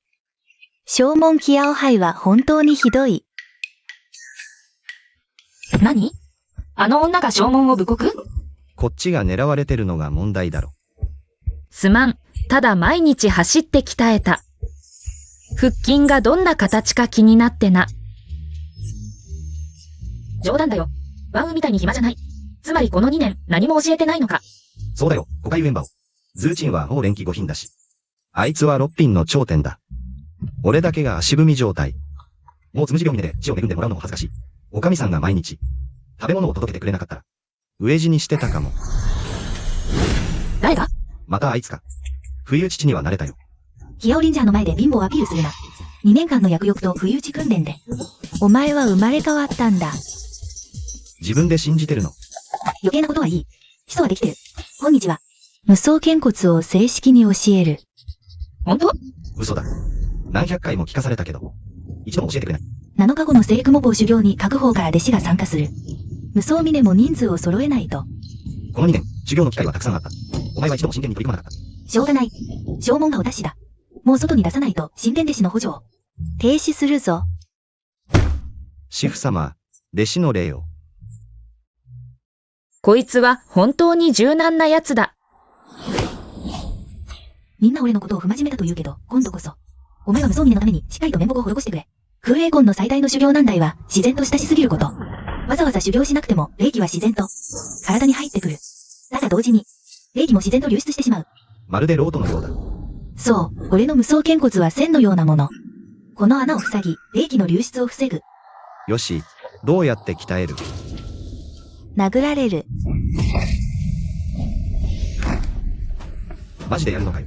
命が十分に高い者だけが修行に値すると言っただろう。日々の薬浴と鍛錬がなければ、今の一撃で死なずとも重傷だった。確かに、彼女の拳は本気だった。痛いけど、骨に傷がつくほどではなさそうだ。もう一度。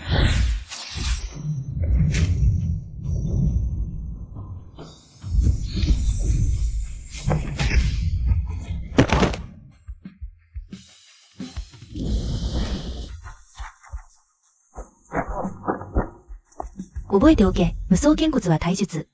非常に高い耐打力を備えた防御能力で、相手の攻撃方法に応じて柔軟に調整できる。お前の攻撃路線も。だから。まるで。しなやかな亀のようだ。賢い、さすがは俺の弟子。わかった、馬根気象優勝。自分が、耐えられる範囲で、相手の隙を見つけ。後発聖人、一撃必殺。どんな精密な技にも、隙はある。無双剣骨と組み合わせる無双剣法は、千変万化、相手は防ぎきれない。師匠、無双剣法を教えてください。師匠には数百の無双剣法がある。これらはすべて成果で絶対にお得だ。どれを選ぶ？まずはいくつか、間違いを除外できない。いいよいいよ。これは大気力型、これは大地へ。どっちにする？なんだよ、大気力って。まず100年修行させようとしてるんじゃないか。俺は、大地系を選ぶ。目が高い、最新で最強の。無双剣法を一眼で選んだ。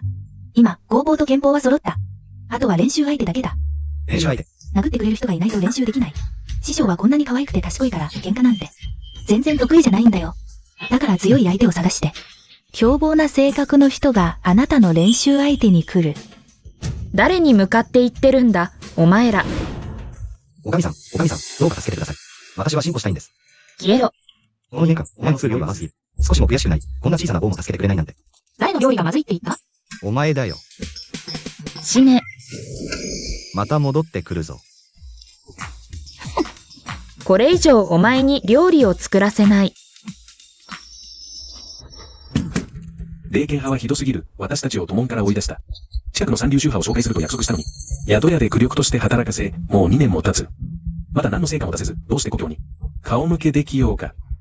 決めた、反抗する、戦う。そうだ。鬼ババアがどう罰しようと、今日こそやめる。良い兄弟は苦楽を共にする。私も加えてくれ。彼女が私たちを生かせないなら、命がけで戦う。何を騒いでいる。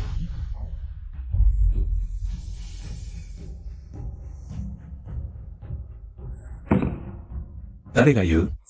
彼女の機嫌が悪そうだ。また今度にしようか。今度もクソもあるか、今だ。おかみさん、話がまだ終わってないのに、そんなに急いでどこ行くの？ワンルの大御所。おかみさん。あなたには恋人がいないけど、見た目浜田40代か50代。ダイエットすれば、目の不自由なおじいさんたちに、かなりの魅力があるよ。さすがワンルの大御所。慰め方もこんなにユニークだ。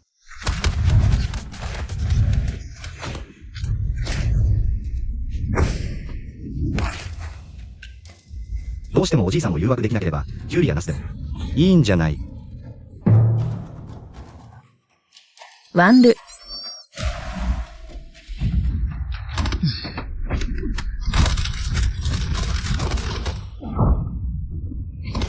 こんなにひどく殴るなんて、これは喧嘩じゃない。明らかに殺人だ。何を言ってる。彼は辞めたいって、私、いやいや、怖くて言えない。殴る力もないくせに。それに、自分が正門の隠し子だなんて。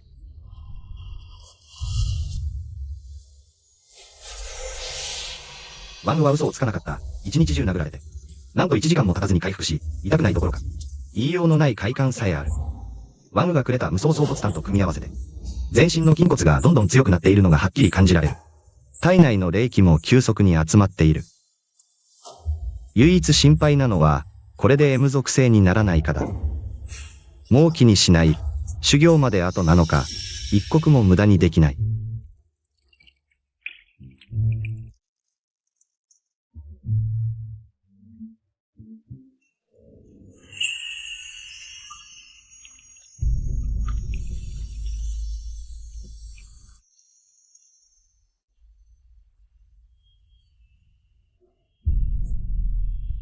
昼間、オーロはわざと私を怒らせたんだろう。私はこんなに手荒にやった。やりすぎたかな。おかみさん、わざわざ山を降りさせて。これを見せてくれるの。絞らなくても私の方が大きいよ。スープ入り肉まん。オーロ。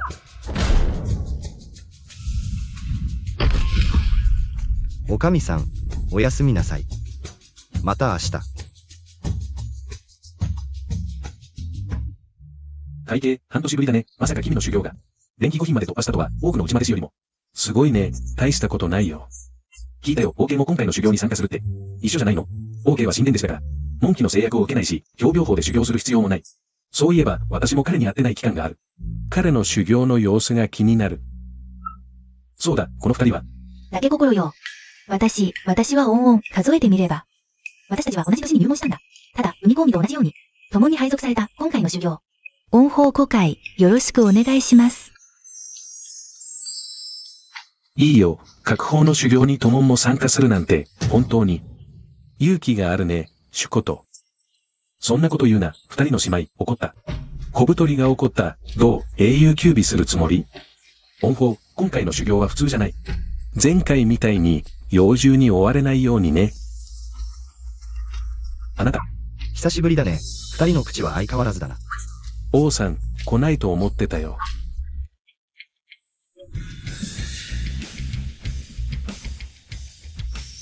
OK。オーロ5回。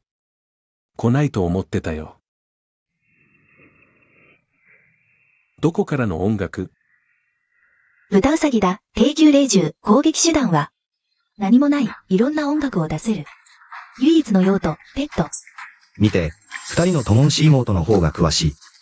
君たち二人、うちまで2年も無駄にしたな。修行できないマスコットよりはマシだよ、そう。誰が私が修行できないって言った？ OK の霊魂の問題、解決法が見つかったの？そう、今の私の修行は、単体2品。単体期だって、すごいね。2年も修行して進歩がないなんて、本当にすごい。単体期がどうした？皆さん、こんにちは。私は今回のリーダー、ゆえやんです。こちらは封印の姉妹で、私のアシスタントを務めます。ゆえやんという優しいリーダーなら、安心だね。ご存知の通り、我が派の12法の中で、星雲峰は最も広大で、主に、霊装や霊獣の育成、そして弟子たちの修行の、絶好の地です。これから向かう修行地は、ヒンポーズによって隔離された小さなエリア。通称、コアオンと呼ばれています。うるさく聞こえるかもしれませんが、コアオイには、安全を確保するための術式が貼られていますが、数年ごとに死傷者が出ます。修行は遊びではありません。私とフーオイング姉妹から離れないでください。わかりましたか？はい。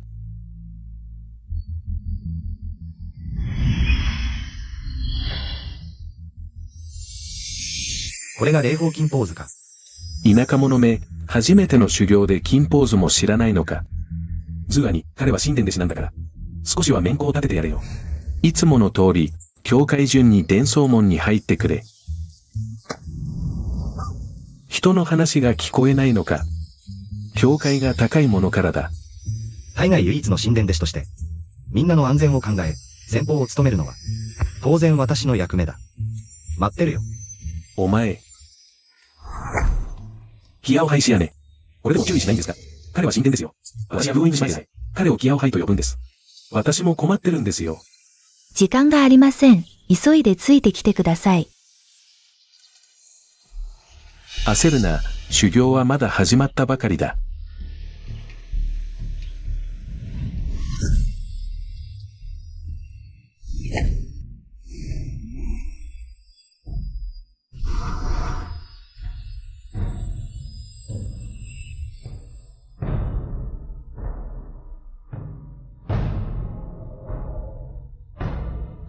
ワンガに何を考えてるんだ？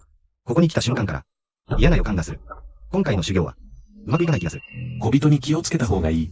今回の修行は5日間。スケジュールは3日以内に。ここから清流峡まで行き、蓮華池から戻ります。キアオハイ、道中で霊装。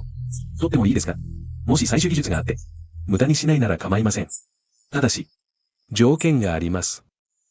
どんな条件ですか？時間です。ここから清流峡まで、我々の足では、3日かかるでしょう。のんびり。薬草を積んでいる暇はありません。安全を考慮し、今回は集団行動です。おそらく単独で採取する機会はないでしょう。知ったかぶり。彼らの言う通りだ。しかも、霊獣や妖怪に遭遇しない場合です。危険に遭遇したら、必ず力の及ぶ範囲で行動してください。指揮に従い、安全第一、わかりましたか？わかりました。ただ当たっただけじゃないか、何を得意がっているんだ。もっと勉強しろ。もっと頭を使え。ゆえして、私の実力は分かっているだろう。きっと大部隊の足を引っ張るから、私は決めた。下手な鉄砲も数撃ちゃ当たる作戦でいく。ダメだ、単独行動は危険すぎる。ゆえやんして、気づいているだろう。このビビたる実力では、完全に人数合わせで引っ張られただけだ。注文も構わない。師匠も愛してくれない。まるで雑草のようだ。誰も私の精神に関心を持たない。キアオハイ、自分を卑下するな。そうだよ、キアオハイ。しまい、もし私の犠牲が、みんなの継承となり、さらに多くの犠牲を防げるなら、それも意味のある詩だろう。私は決心した。心配しないで。君たち一人一人の方に、霊剣派の未来がかかっている。絶対に生き延びて。しっかり修行しろ。師匠がよく言っていた、生きていれば。もっと遠くまで行ける。機会があれば。清流峡で会おう。ワンアに気をつけて。安全第一で。今何を話していた？ワンアにはさっき予感したんだ。今回の修行はかなり危険が伴うと。どうでか先にいて私と責任を聞くんだ。ワンルキアオハイ。本当に偉大だ。こんな大義。神殿の名に恥じない。永遠に忘れない。ワンルキアオハイを精神的模範とする。でも、こっちが正しい道だよ。ワンルキアオハイ、逆方向に走ってるよ。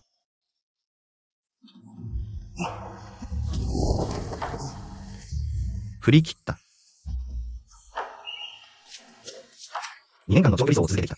たとえ逆方向でも、1日で清流峡に到着して合流できる。ましてや、1日千里の吐き雲靴もある。2日間あれば、もちろん強敵を見つけてきたい。一気に無双剣骨の8エ目を突破するつもりだ。まだ修行を始めて7日目なのに、もう8エ目に達したのか。全部君の出した悪いアイデアだ。この7日間、どう過ごしてきたかわかる？お疲れ様、キアオリンジャー。お詫びに宝物をあげよう。ところで、どうしてワンルを修行に参加させようと思った？面目を保つため、なんて嘘はやめてくれ。話せば長いんだけど、まず天剣道に戻らないと。天剣道と何の関係があるの？またつけかよ。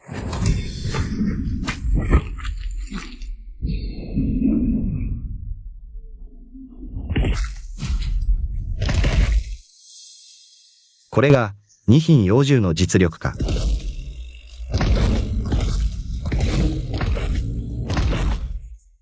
大したことないな。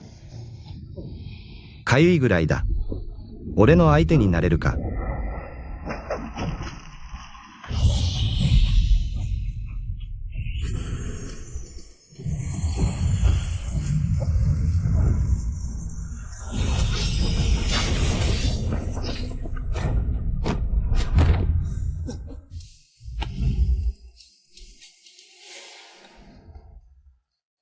白子兄、ご苦労さん。命は助けてやる。行け。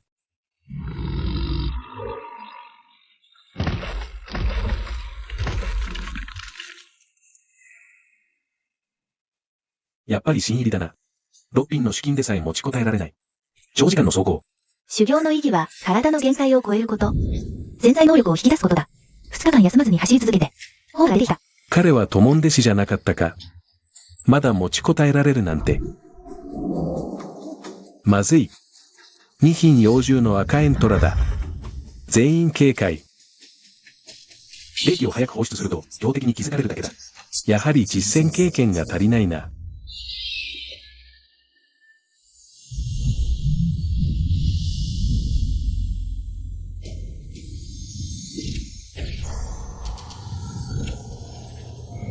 龍雲子に反応があるが、強くはなさそうだ。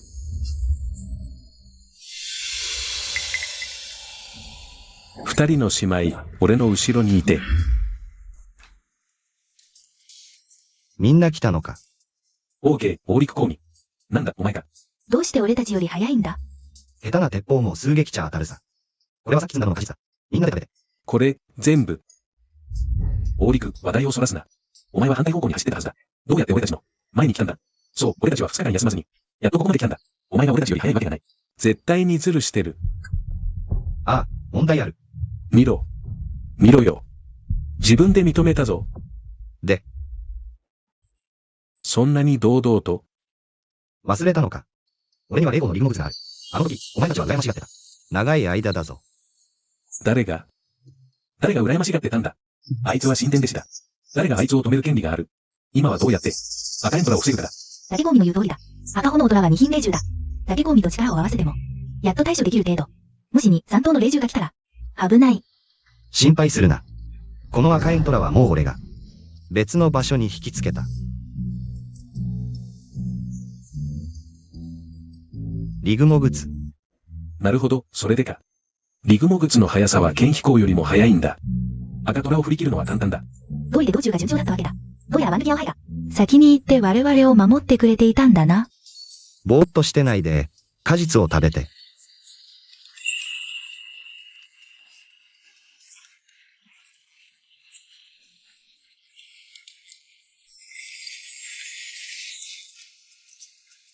負けても顔は負けずに。恥ずかしくないのか。ズーアニ。どうしてもお腹が空いたなら、果実をいくつか食べればいい。君じゃない。みんなにあるんだ。じっと立ってないで。せっかく何度も誘ってくれるなら。それは我々は。そうだ、みんなにあるんだ。早く果実を詰めよ。甘い、みずみずしい。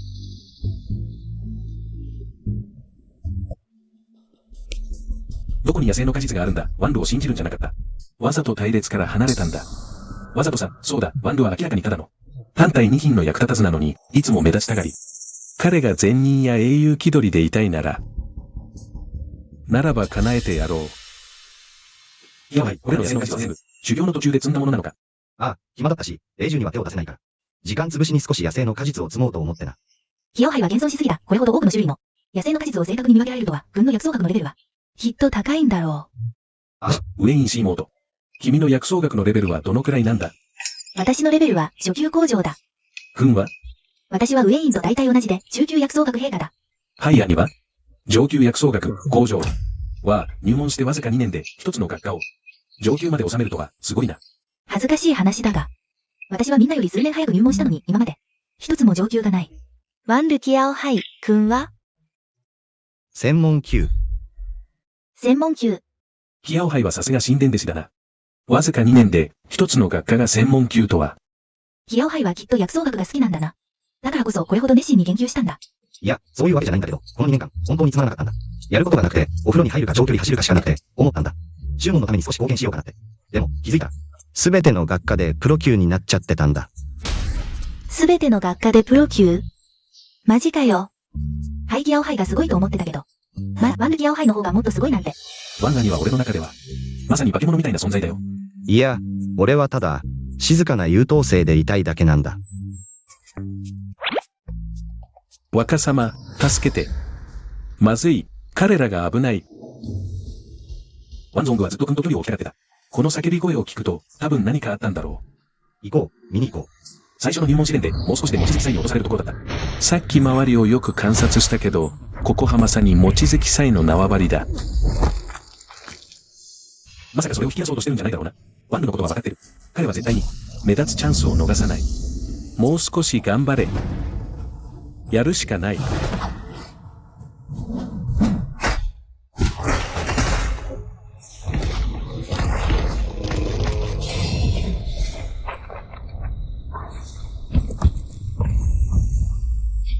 二品米10、望月祭。この大きさからすると少なくとも3級だ。手伝って。あ、待って。この2品3級は、連機器の6品収支の実力に相当する。間違ってなければ。ズーチンはちょうど6品の頂点だよね。ギアを入ってのは、あのさ、新弟子の試練の入りって、体内の潜在能力を引き出して突破させることじゃない。この霊獣は、まさにズーチン指定のためにあるようなものだよ。滅多にない大チャンスだぞ。でも、安全面は心配ない。俺たちがいるから。みんな、その場で休んで、よく学んでよく見てろ。この望月祭は、ズーチン指定の大チャンスだ。誰も邪魔するな、わかったか。はい。ズー指定、おめでとう。この点からのチャンスを、しっかり掴むんだぞ。心配するな、誰も。邪魔しないから。ワンル、お前。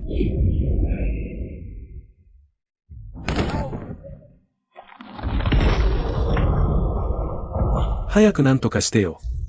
普段のワンルから目立つのが大好きじゃないか。なんで今こうなんだ。ワンゾング、お前はまだ電気3品だろ。余計なことするなよ。誤爆するからな。ゆえヤンキアをはい心配するな。俺とフオイング姉妹がいるから、ズーチン指定の命に別状はない。他に何かあれば。ボーロコウミが手を出すよ。こっち来い、主金弟に戦いに集中させろ。どうしよおいシュアに、気をつけろ。また来たぞ。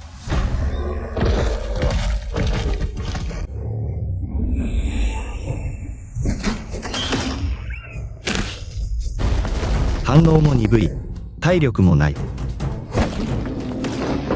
温室育ちは、もっと鍛えないとな。う。ああ。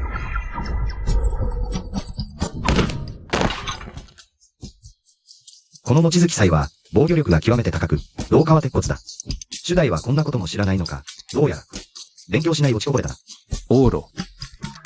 手伝わないならまだしも、冷やかしまでするのか。受金弟。5回も善意で言ってるんだ。実践でまとめないと、どうやって、人の重要性を理解するんだ。実践は実力を試す最高の基準だ。気を散らすな、戦いに集中しろ。要するに、下手ならもっと練習しろ。シュアに、拾うな。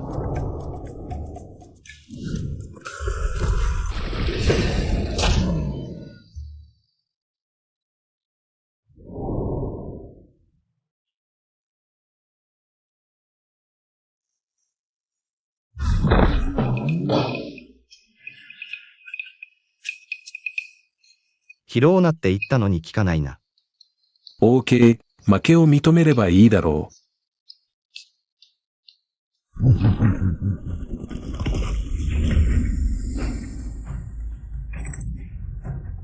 たかが望月祭。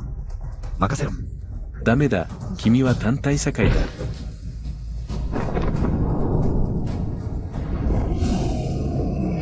今日は無双拳法の威力を見せてやる。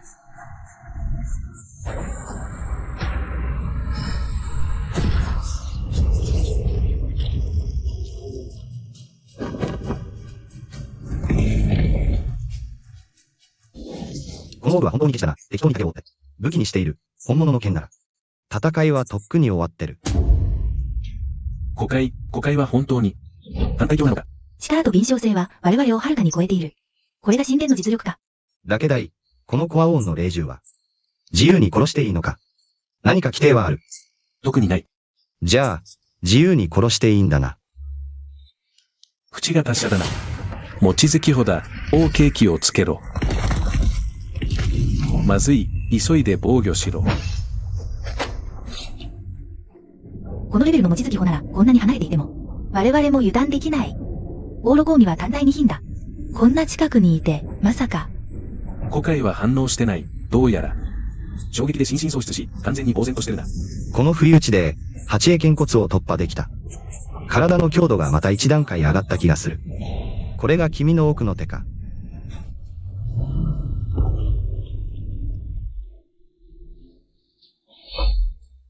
全く感じないな。感じない。命を助けてやったのに、こんなに悪辣だと花。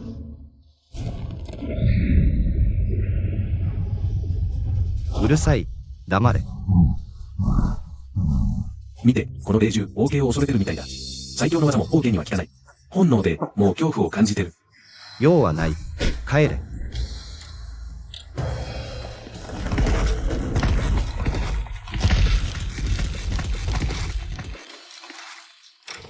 わかった。究極の防御だ。大部長老は、金丹教だけど、防御が非常に得意だそうだ。まさか大陸国会が、たった2年でこんなに、恐ろしい防御力を身につけるとは。さすが神殿弟子、羨ましい限りだ。大陸、今回は運が良かったな。次は、惨めに死ぬぞ。古海、どうした？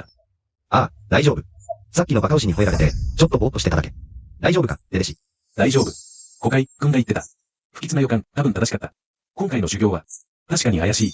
竹公美の言う通り、強い霊獣は、縄張り意識がある。赤虎と望月祭は、二品霊獣で、一種の強力な領主だ。こんな狭い範囲で、同時に現れるはずがない。理由は一つ。異種交配だ。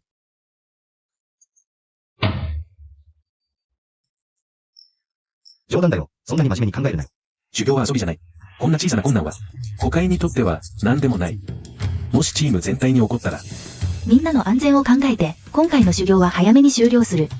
これは電信符で使うと天剣法の長老が迎えに来てくれる。この電信符、特定の人を指定できる。弟子だけ雲、ご長老に拝謁。今回の修行は、弟子の不手際です。罰を受けます。戦闘は長く、様々な予期せぬ出来事がある。隊員が無事で、よくやった。ご長老と師匠は仲が最悪なのに、俺に怒りをぶつけなかった。むしろ大陸、お前は神殿弟子なのに。コアオウンの雑魚霊獣すらまともに倒せない。師匠が自ら出るなんて、無双峰の顔を潰すな。冤罪です師匠。だけ大がこの金星人法が、問題があるって言ったんです。こんな大事、僕にはどうしようもなかったです。見せてみろ。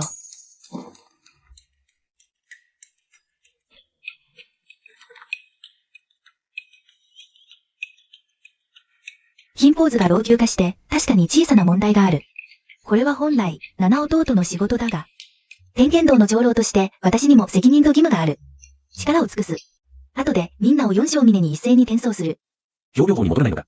この金ポーズは我が門派の重要な礼法だ。もし損傷したら君では責任を取れない。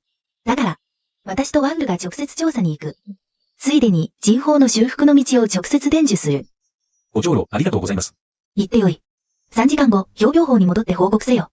ご長老、ありがとうございます。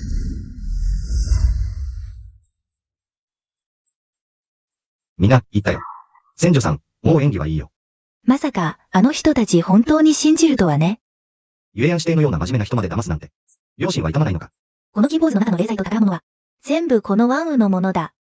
ことわざにもある通り、日々不正でも、家族は防ぎ難しい。余計な話を寄せ。3時間しかないんだ。1分1秒も無駄にできない。すべて絞り取るんだ。ここの宝物を全部。学ぶ派さん、早くついてきて。約束通り五分五分だぞ。あと1ヶ月ほどで、七指定が山に戻る。10年の旅で、どれだけの収穫があったのかな。当初、七指定は青雲峰を私に預けた。幸い、大きな問題は起きなかった。さもなければ、本当に申し訳が立たない。二長老、今回の修行で、良い弟子は見つかりましたか？共に一人いる。ハイオンファンという弟子だ。2年前のナヒの一人で、今回の修行では、特にユエヤンに彼をよく観察するよう指示した。もし優秀であれば、内間に入れることも考えている。しっかり指導する。少し覚えている。当初、ワンウがふざけていた時、彼女は確かに、良い苗を見逃したかもしれない。このワンウの話をすると、なぜか急に不吉な予感がする。確かに、彼女は久しく私から金を借りていない。これは普通じゃない。何かあるに違いない。警戒しないと。正門師傅、弟子ゆえやんが報告に参りました。この修行は7日間ではなかったか。どうしてこんなに早く戻ってきた？コアオンの人法の金星に問題が発生しました。修行は早めに終了しました。ですがご安心ください。人法はご長老によって全て修復されました。おかしいな。修行前、全面的に検査したはずだ。あれ、待てよ。今、ワンウがコアオイに入ったと言ったな？はい。ああ。しまった。これは強盗が村に入ったようなものだ。ああ。七指定にどう説明すればいいんだ、ご長老。そんな人じゃないだろう。早く見に行こう。正門、二長老。大変です。師匠がいや。ワンウの族がコアオイをかすめ取ってしまいました。止めようとしたら、不意打ちを食らって気を失いました。目が覚めたら、これを見つけました。正門キアオハイ、間違えました。本当に間違えました。一晩悔い改めて、深く自分の罪を認識しました。これから九州をめぐり、善行を積みます。自分の貪欲な罪を償うまで。私を探さないでください、ワンウより。悔い改めの手紙？これは明らかに罪逃れだ、まったく。今度こそ絶対に許さない。正門さい。正門。ワンウのための情けは無用だ。お前も共犯だと思ってるんだぞ。確かに。私も騙されて、頭が曇っていました。気づいた時には手遅れでした。正門師傅、私は信じます。ワンルキアオハイの人柄を。短い付き合いですが、今回の修行でも彼のおかげで、順調に進みました。つまり彼は無罪どころか、功労者だと、弟子は思います。ワンルキアオハイには確かに功績があります。彼の実力と活躍は、みんなが認めるところです。私とフーオイング妹も及ばないほどです。もしかして、あの空霊魂の難題を、ワンウが解決したのか。無双剣骨を教わりました。よくも教えたな、この無双剣骨を。普通の修行者と同じにはなれないが、マスコットよりはマシだ。どのくらい練習した？今日で10日目です。キアオハイ、たった10日で、月見祭を簡単に倒せるなんて。月見祭？おい、今何段階だ？昨日9段階に達しました。あと1段階で10段階、無双剣骨の10段階は、古丹教に相当する。こんなに、若い古丹修士なんて、まさに怪物だ。まさか、このワンウが、本当に廃物を宝物に変えるとは。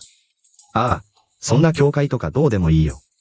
ワンウの話に戻すが、個人的には、放っておけばいいと思う。どうして？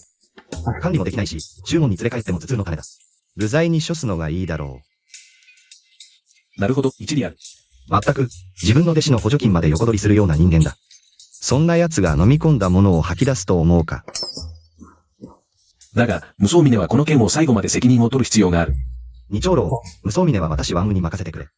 直接、私の名前を出せばいい。ワンウが逃げたなら、罰として明日から。コアオイで薬草を植え、再建に努めよう。ゆえやん、監督を頼む。はい。キアオハイ、君は我慢したな。仕方ない。正門が一番偉いからね。この師匠はちょっと頼りないけど。約束は守るからいいんだ。もう総骨丹の心配はしなくていい。しばらく会わなかったが、弟子よ、師匠を思っていたか。世界は広い。もっと見て回れ。一人で少し疲れても、自由でいい。残念ながら、師匠は直接君の修行を監督できない。非常に残念だ。どう見ても腹筋が見たかったんだろ。やだ、そんなことないよ。一人で家にいるのは楽だ。泥棒を警戒する必要がない。君を警戒するなんて。誰だ？はあ。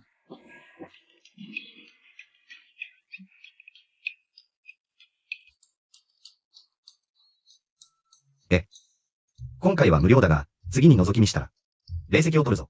キアオハイ、わざとじゃないんだ。キアオハイ、軍が罰を受けたことをみんな聞いて、自発的に集まって何か手伝おうと思っている。わざわざコアオンで修行を選んだのに、みんなが騒ぎに来るなんて。はい、キアオハイが。キアオハイに伝言を頼んだ。他はなんて。キアオハイが罰を受けたのにはきっと意味がある。手伝いが必要なら、いつもの場所で会おうと言っていた。やはり誤解は私を理解している。みんなの行為を。ありがたく思うが、師匠の過ちはこの弟子が。喜んで罰を受けよう。毎日昭和おいで。薬草を植え、霊と遊んで過ごす。わかった、ギアオハイ、もし、必要なことがあれば、いつでも知らせてくれ。用事か。ギアオハイただ、一つお願いがあるんだ。言い出しにくいんだけど。俺はゲイじゃないから。いや、ギアオハイ、誤解だよ。そういう意味じゃなくて、ただ君に、剣術を教えてほしいんだ。剣の練習を。うん。この剣鉄銃剣は、俺が修行中に手に入れたものだ。本場の剣法で練習しても、どうもうまくいかないんだ。師匠もハイギアオハイも、解決策が見つからなくて。なんで俺を信じるんだ。前回、ワンアニの戦いを見たとき、剣法が一味違ったからさ。だから、試してみたいと思って。あれは俺が自分で編み出した剣法だよ。ワンアニ、もう自分で剣法を作り上げたんだ。師匠は頼りなくて、第一英剣とかいうのを教えてくれただけ。全く、霊剣派のいろんな剣法と。民間武術のごちゃ混ぜで、自分で学んで悟れって言うんだ。まあ、いいけど。俺も元踊り時、型にはまるのが嫌いだし。じゃあ、ワンアニ、手伝ってくれる？そうでなければ、ここに問題にないだろ。ワンアニ、ありがとう。じゃあ、楽しく草を植えよう。剣の練習じゃないんですか、若？何だ。前回の修行で彼のポイントが最低だったから、多分、君に教えを請いに来たんだろう。若、謝りに来ました。前回、ズーチンの言うことを聞いて、君に立ち向かってしまって。望月祭の件だろ。心配するな。とっくに気にしてないよ。それに、俺にも悪いところがあったし、人前で君に恥をかかせてしまって。若、許してくれますか？子供の頃から一緒に育った仲だろ。誤解は解けたし、それでいいんだ。それに、君のズーチンにそそのかされただけだろ。だが、あんな後者だ。じゃあ、若、また受け入れてくれますか？実はずっと前から、君を兄弟だと思ってた。苦楽を共にしよう。こんなの共にいいよ。本当にありがとう、若。また今度話そう。まずは草を植えるから。手伝うよ。それはちょっと。ああ、若が言ったじゃないか。苦楽を共にしようって。わかったよ。待ってて。まずメンバーに剣を教えるから。若様、お忙しいでしょうから、このくらいのことは私に任せてください。それでは、先に失礼します。ワンゾングは何度も難癖をつけてきた。ワンガにはそれでも嫌なことを気にしないで。心が広くて、本当に感心します。剣の練習を教えてやるよ。ただの労働力だから、使わない手はないだろう。ワンガに、本当に怪我しないですか？余計なことは言うな。やれと言ったらやるんだ。はい。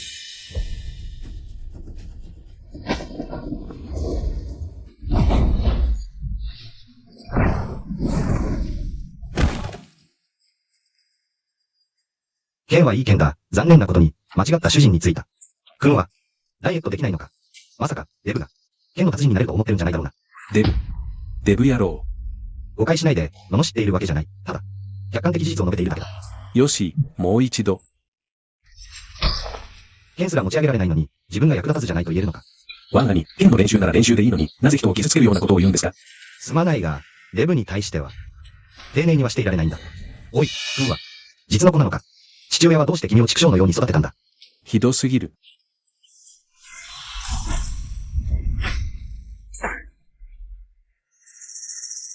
ワンガに、大丈夫ですか？単体2品の防御すら破れないなんて。やはり役立たずだな。もしこれが君の全力なら、さっさと帰れ。本證寺の時間を無駄にするな。まさか、こんなに差があるなんて。若様、このデブに教えるより、私に指南してください。もしかしたら4品に突破できるかもしれません。ただかわいそうに思っただけだ。聞くところによると、彼はまだ、ウェイン姉妹を追いかけているらしい。ははは、笑える。デブには恋愛する資格がないのか。言っておくが、ウェイン氏妹は、君に対しては遠慮しているだけだ。信じられないかもしれないが、本証寺が指をちょっと動かせば、彼女は必死に、本証寺のベッドに這い上がってくるだろうよ。私のことはどうでもいい。だが、ウェイン姉妹を侮辱するのは許さない。やはり気迫が違う。思った通りだ。彼の才能は戦士だ。そして戦士には怒りが必要なんだ。若様、彼はまだ諦めていません。まさか、本当に、うちの若様に勝てると思ってるんですか？小デブ。ねえ、ウェイン姉妹についてどう思う？若様が彼女に興味があるなら手伝ってあげますよ。よし、それじゃあ明日、ウェイン姉妹のところに行ってくれ。あ、いいよ。すごい気迫だ。今だ。デブ、かかってこいよ。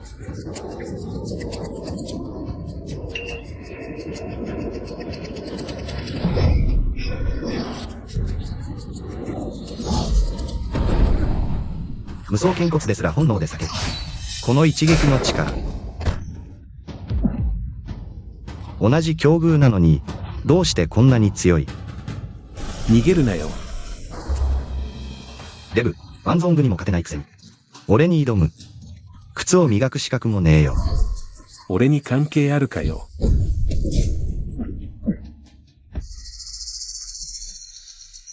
ワンゾング、どうしたんだ？心配するな。死にはしない。お前のせいだ。俺のせいってなんだよ。どうだ、今のこの剣。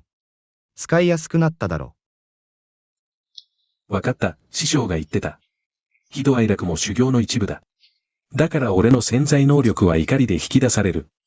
わざとあんなこと言って怒らせるためか。この感覚を覚えて、もう一度。はい。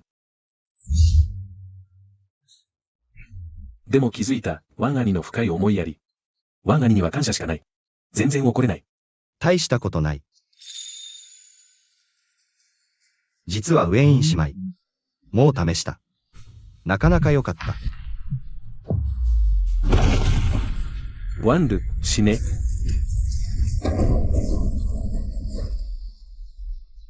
ワンル、いつか必ず、報いを受けさせる。おい、怪我してるんだから行くなよ、行くぞ。なぜ行かない？ワンルを見るな。普段あの態度だが、彼は情に熱い。やっと信頼を取り戻したんだ。台無しにしたくない、無双峰には、本当に宝物がある。12法の一つだ。最も貧しい商用法でさえ、多くの修練資源がある。無双峰が商用法より劣るはずがない。そうだ。無双峰は指定二人きり、どれだけ浪費しても、大したことない。修練不能のマスコットを、2年で生まれ変わらせた、きっと。莫大な修練資源がある。よし、計画通りに。成功したら、お前七上さん。聞いたか、ゆえやんたちも小葵に言った。ああ、禁術解除後。連中は全員ワンルを助けに行った。まあいい。一人で仕事をする手間が省ける。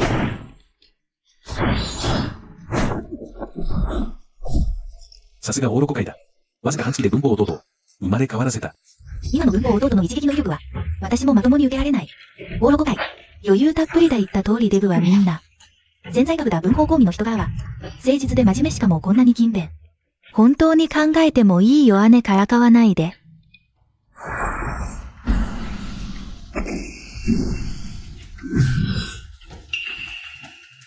諦めろ部員妹は。お前のことを好きにならない。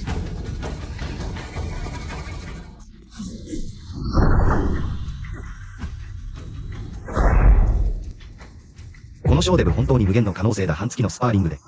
まだ彼の攻撃に耐えられないこの無双剣骨は、攻撃効果を相殺するのがますます上手くなってきた。もうすぐ突破しそうだ。このオーロ本当にひどいやつだ。仕事があるのに一日中俺たち。内間弟子をスパーリング相手に探してるこれが罰なのか。小葵は霊気が豊富で多くの内間弟子が、彼を助けるふりをして中で修練している。懲罰効果がないばかりか彼の人脈作りまで手伝ってるこれこそ得道助け。これも彼の縁だ。まあいい。とにかく人数が多い方が力になるそうでないと私の七弟が。早く帰ってきたらどう説明すればいいか。七長老が来た。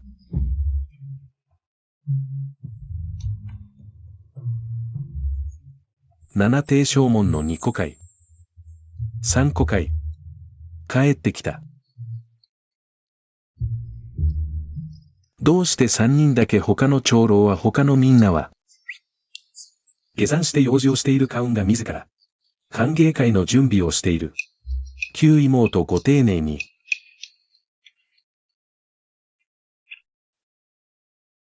七弟よ。小葵の件聞いただろう。ご姉があんなことをしたのには。きっと理由があるはず。正門。あまり厳しく責めないで。七弟は数年運輸して随分収穫があったようだ。修行だけでなく幻影に達し心境も。ずっと広くなったその通り。弟よ実は古会は君に申し訳ない。これは金ポーズ大切に持っておけ。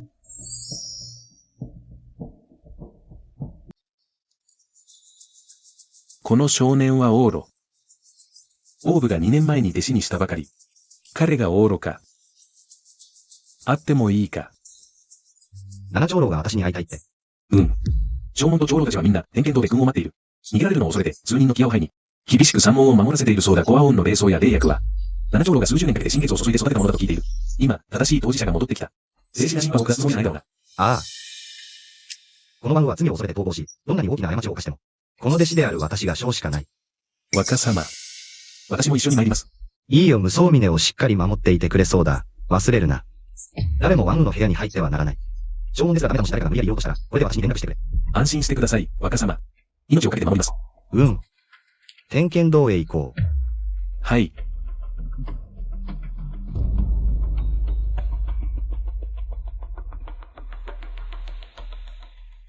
弟子のワンル、弔問と諸長老にご挨拶申し上げます。ワンル、今日なぜお前を呼び出したか分かっているのか。師匠のワンルが大化を犯し、罪を恐れて逃亡しました。私は無双峰の唯一の弟子として、当然、すべての責任を背負わなければなりません。何をデタラメを言っているんだ、真剣にしろ。七長老がお前に聞きたいことがある。彼はどこにいる？ここにいるよ。おい、霊剣派の七長老がまさかの黒人兄弟だったとは。総理気づかなかったよ。あんた、俺たちの故郷の言葉がわかるのか。3、4、5、6、7、8。How do you do? Look my eyes.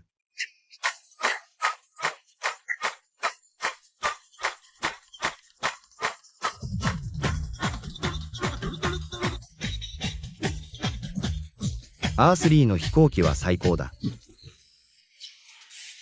そうだそうだ、彼は本当に西洋の言葉が話せる。へえ、ボーユン。同郷の者同士が出会えば。涙で目が潤む。でもやっぱり地元の言葉で話してくれ、西洋語は。あまり得意じゃないんだ。だったら早く言えよ。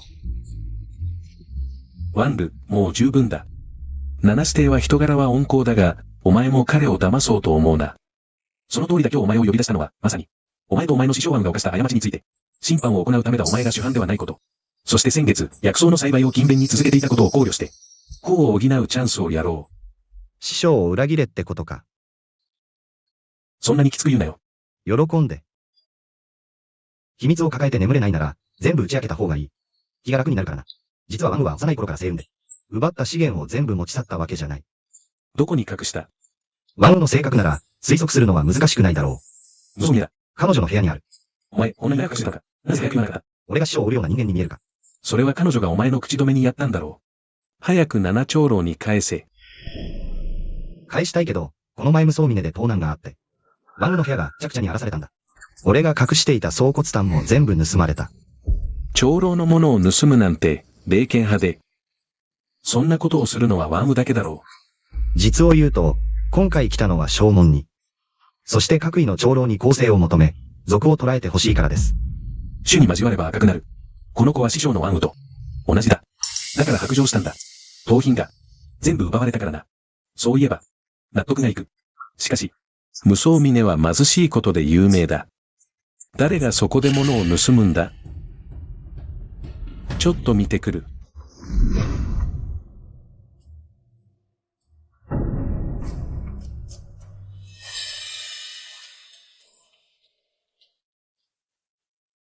これは、我が内までしの、ワンゾーングとズーチンではないか。ひどい。この二人が横取りしたのか。正門、廊下を裁きを。まさかワンウ長老の部屋が、こんなに質素だとは。財は表に出さない。質素であればあるほど。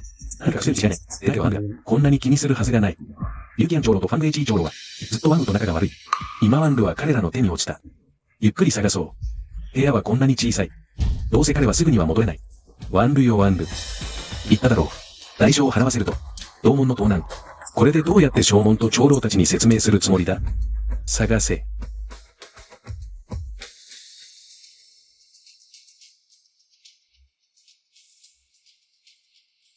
ワンゾーング、ズーチン。やめろ。すぐに天剣道で罰を受けろ。しまった、バレた。まさか。正門、私たちは冤罪です。ワンルに頼まれたんです。無双峰を一時預かるこれまで行いが悪かったことはない。どうか正門と各位の長老、ご明察ください。さっき私たち。はっきり見ていたのにまだ言い訳する気か。ズーチンをせっかく修行に連れて行ってやったのに。恩をあだで返すとは名折れを裏切るなんて。裏切りってなんだ？お前、証拠が揃っているのにまだ言い訳するのか。ワンル計画通りだったな。計画？何の計画だ？ワンルお前。なんだよ総骨炭32粒。100年種か8粒水霊根と小玉ね。1000年ものがそれぞれ3株ずつたっぷり2個分だ。霊芝や霊草家。どこに隠した？盗んでいない。盗んだかどうかは重要じゃない。正門、もういいこの件は七宝長老に任せましょう。標病法の弟子、ワンゾングとズーチン。門派第96条刑法に違反証拠確実。事実明白三門番を10年。軽すぎる。帰れ10年だ言っただろう。ワンルに逆らうなってこれでいい気か。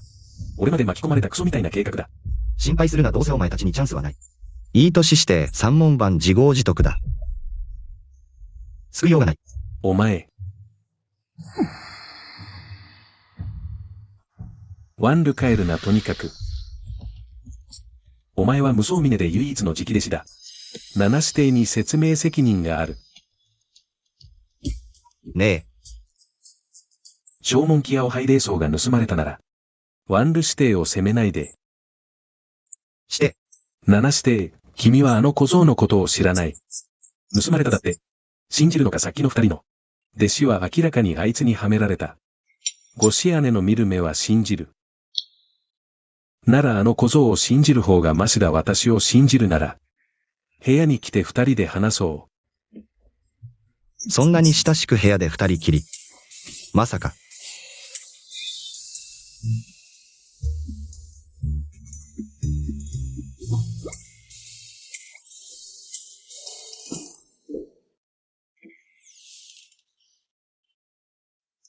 七長老、ここで話してください。実は。ここで話せばいい。して、心配するな。悪意はないから。七長老、あなたの兄弟は知っています。私のような小さな弟子に難癖をつけるようなことはしないでしょう。こんなちっぽけな弟子に。ああ、してよ。私を信じるなら、ここで修行しなさい。私があなたの突破を手伝いましょう。七長老、突破のことは自分でやりたいんです。五子姉がいないのに、一人でどうするつもりですか？性別に関しては、私は絶対に譲れないんです。性別。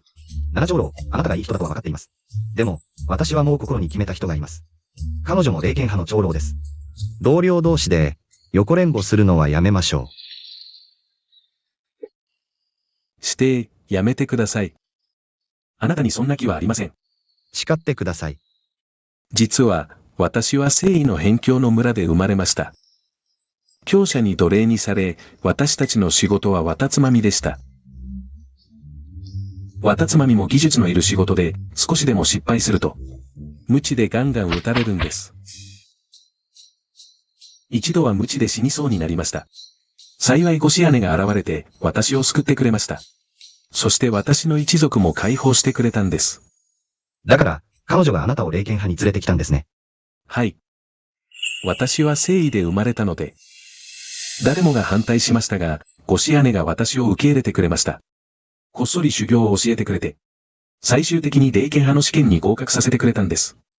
だから、私の心の中では、五子姉は、恩人であり、師匠でもあります。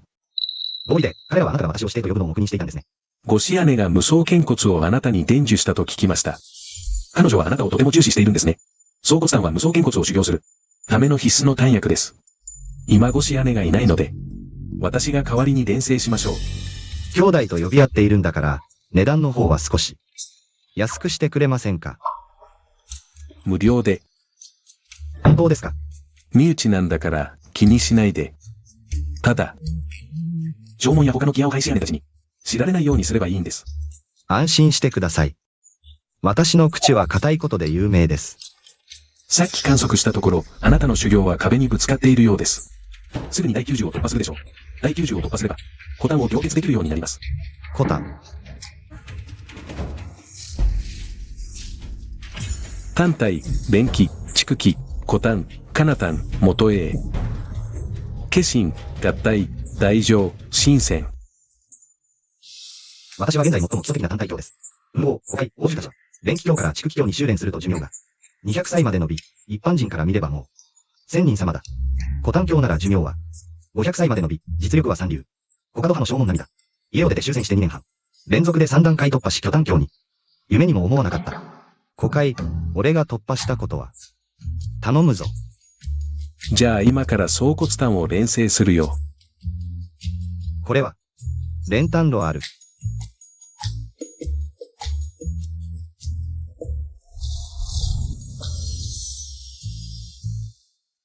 まさかオーブからもらったのか。知ってたの？いやいや、ただ古海の。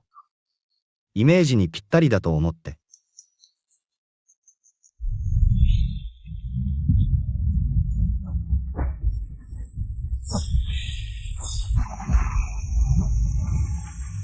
7日経ったが、大陸はまだ突破していない。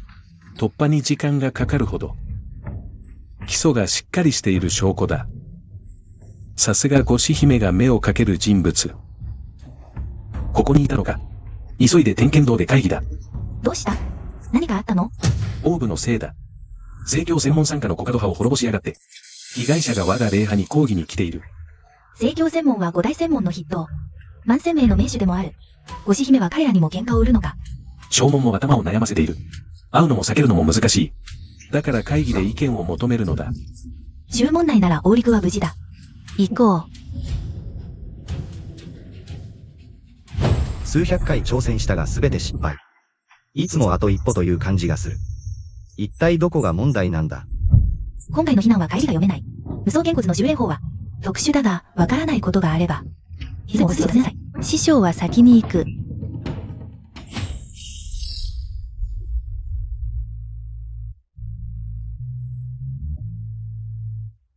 こんな頼りない師匠なんて。おかみさんに相談するしかないか。我は大名国の王子だ。霊派で修練するために来た。番犬になるためじゃない。まあいい。天剣道の長老連中が、我々が冤罪だと知らないと思うか。大陸があの神殿弟子だからな。ちょうど彼の罠に引っかかったんだ。黙れ。お前のせいだ。誰を刺激すればいいのか。大陸の厄介者を。お前は、10年。すぐに過ぎ去ります。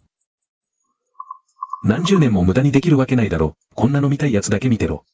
もうやめたぞ。当教、千両教への加入をご検討ください。千霊教って何？聞いたことないぞ。こちらは当教の募集パンフレットです。ご覧ください。当教は弟子が多く、九州中に広がっています。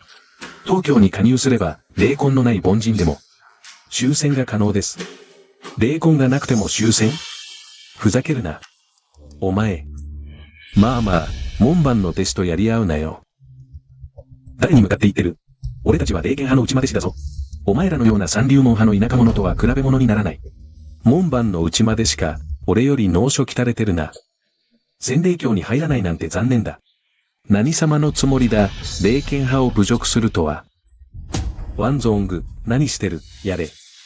ちょうど鬱憤が溜まってたところだ、死にたいのか。これが霊剣派の客に対する礼儀か。余計なことは言うな、剣を見せろ。多勢で無勢を攻めるなんて卑怯だ。一対一で勝負しろ。この門番の弟子、大したことないな。何が門番だ。あの人は内間弟子です。そうですそうです。今日は我が身一つで霊剣派の内間弟子二人を倒した。このことを募集パンフレットに載せておけ。大げさにかけ、この二人は連騎の頂点だったと。いいと思う。誰だ？自慢話はよそでやれ。霊剣派で騒ぐな。この風格、少なくとも内間弟子だな。霊剣派の同友ですね。私たちは洗礼教の弟子です。自分の真人について規範に用事で参りました。あれが師匠に一網打尽にされた洗礼教か。聖教専門のジフェングマ人ですね。その通りです。なるほど。実力不足で後ろ盾を求めて訴えに来たのか。腐れ下道め。誰を腐れ下道と言ってる？お前らに決まってるだろ。わかりにくいか。我は千両教の長老、お前は霊剣派の。ただの一弟子に過ぎない。いや違う。神殿弟子だ。神殿弟子でも弟子は弟子、我は長老だ。これ以上無礼なら容赦しないぞ。いいよ、許してやる。度が過ぎる、退け、私が直接仕留める。いやいや待って待って。今更おじ気づいたか。素直に頭を2度地面にすりつけて謝罪しろ。霊剣派の顔を立てて、今回だけは多めに見てやる。1対1なんてつまらない。お前たち全員でかかってこい。時間がないんだ。この2年間、無双峰に関する情報がなぜ一つもない。資料だ。お前が霊剣派に来たのは、聖教専門の意向でもないだろう。ハイヨンファン。自分の立場をわきまえろ。自分の信心も忘れるな。お前は聖教専門の長老だ。忠告するな。たかが洗礼教ごときで、トラブルを起こすな。何がわかる？洗礼教の重要性は、お前の想像をはるかに超えている。私だけでなく、門下の数人の長老も、権限年結構に強い関心を持っている。この広報は、本当に霊魂のない凡人を、修行の道に導けるのか、考えてみろ。もし年結構が、九州中に広まったら、この広報を掌握した者たちが、どれほどの恐怖の勢力を形成するか。だから、私は門派のために布石を打っているのだ。さあ、話せ。ワングについてどれだけ知っている？彼女は霊剣派にいない。いない。私はただの霊剣派の友弟子で、無双峰のことはほとんど知らない。忠告するが、あの指定には関わらない方がいい。ワングは弟子まで取っていたのか。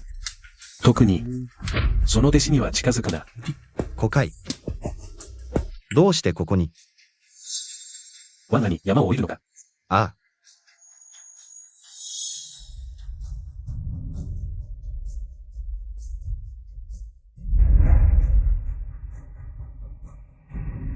おかみさんを探しに行く。ちょうど道連れができた。いいね、一緒に行こ洗礼教って聞いたことある？う。知らない。道で洗礼教の信徒に会って、師匠の悪口を言われたから、懲らしめてやった。すぐにへたばったよ。行くぞ。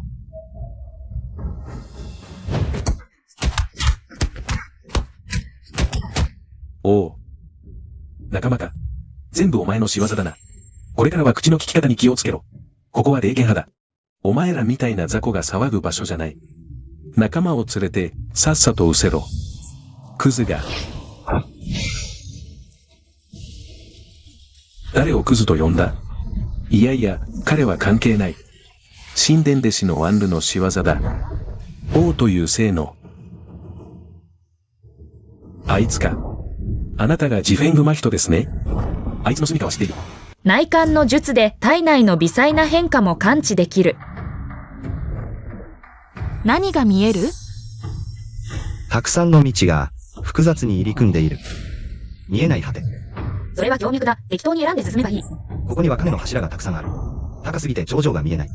それは絶え間ない研鑽によって形成された剣骨だ。気にせず進め。わあ、これは大きい。一柱点だ。ほんと？触りたくてたまらない。ダメだ。体に反応が出る。どうした？あ、いや、なんでもない。今見ている中で一番大きくて硬いのが甲骨だ。甲骨か。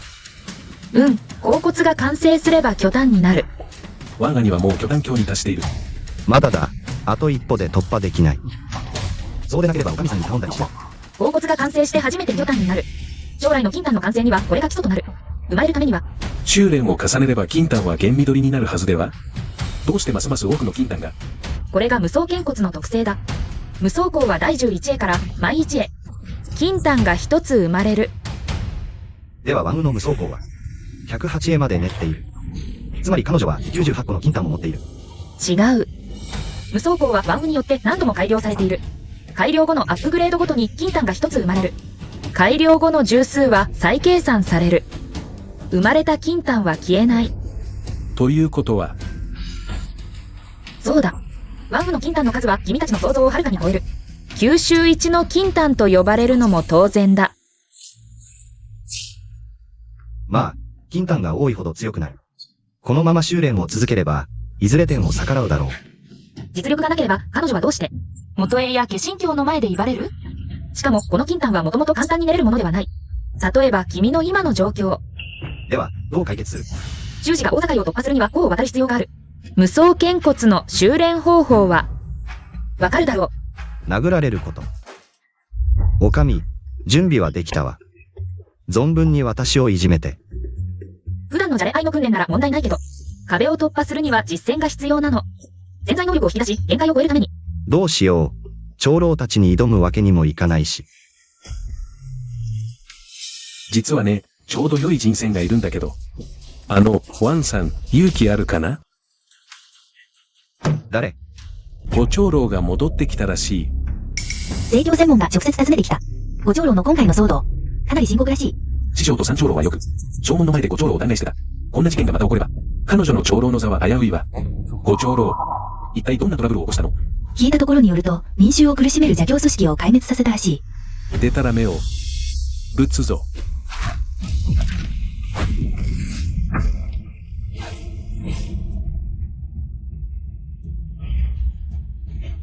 この小僧、電気機のくせに私の一撃を受け止めた。強いな。以前なら絶対に防げなかった。ワンさんが土器拳法を教えてくれたおかげだ。ジフェング長老、この小太りはおそらく、神殿弟子だ。なるほど、霊剣派は人数こそ少ないが、五節の中で最も弱い門派だが、腐っても大だ。神殿の実力は侮れん。小僧、どの長老の神殿なんだ？先輩、私は神殿弟子ではありません。ただの内間弟子です。何？この私が幻影四品の境。霊剣派の普通の内間弟子に攻撃を防がれただと？ありえない。嘘をついてわざと恥ずかしめようとしてるんだ。先輩、ウェイン姉妹は友弟子に過ぎません。怒りがあるなら私にぶつけてください。私が代わりに全て受けます。ウエンバオキアオハイ。ウェインシーモーと、ふざけるな。この私を罵るのか。立派な聖教専門の長輩が、お前のような友弟子をいじめるなんて。いいえ先輩、誤解です。電気機の私が金丹機のあなたに逆らうはずがありません。誰が金丹だと言った？すみません。先ほど見せた実力から金丹機と思い込んでました。ああ、いいえ、金丹機ではないにせよ。先輩の実力なら必ず突破できると信じてます。この小太り、見た目はおとなしいのに罵り方が汚いな。ジフェング長老、明らかに遠回しに。あなたを恥ずかしめてます。霊剣派の小僧が、失礼千万。今日は私が代わりに、お前の師匠の分まで厳しくしつけてやる。聖教専門は、当に厚かましいな。ワンさん。やるじゃないかウェンバオ。土器の制御を覚えたばかりで。幻影の大物に立ち向かうとは。元へ。なんだって。元へ。お前が大陸か、我が千両教の弟子を傷つけたのは。そうだ、彼です、鹿瀬長老。私たちのために正義を執行してください。よし、とても良い。オーブ唯一の直弟子、今日。私はオーブの弟子を育てる能力を見てやろう。ああ待て、お前は聖教専門の真人なのか、それとも、洗礼教の長老なのか、混乱させるなよ。お前、後輩の分際で質問する資格はない。お前ら二人はどうやって三門を見張ってるんだ？身分登録したのか？確認したのか？大陸、お前の師匠が引き起こした問題だ。お前が我々に聞く顔があるか、聖教専門は万千名の名手だ。しかし信じなきゃ、我々霊剣派は怠慢などできようか。知恵、二人の腰抜け目。師匠は縮こまって出てこようとしない。ならば今日は彼女の弟子から始めよう。オーブがまだ座っていられるか見てやる。ちょうど良い。戦って剣骨を突破する助けとしよう。しかぜ真人。我が霊剣派の小さな弟子をいじめるとは。外に伝わったら、義派の名声が傷つくのではないか。この子は実力が低く、あの太った奴にも及ばない。海運法はなぜ彼をそんなに重視する？よし。ならばしばらくの間、お前を生かしておこう。オーブが出てきたら、彼女と清算する。それからお前を始末する。オーブが戻ってきた。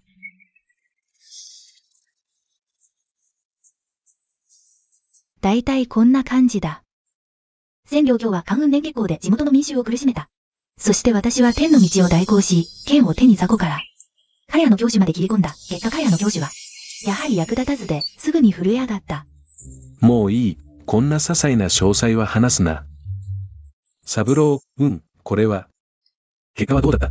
このオーブの言うことはすべて真実だよ、三郎。お前の真言神、壊れてるんじゃないか。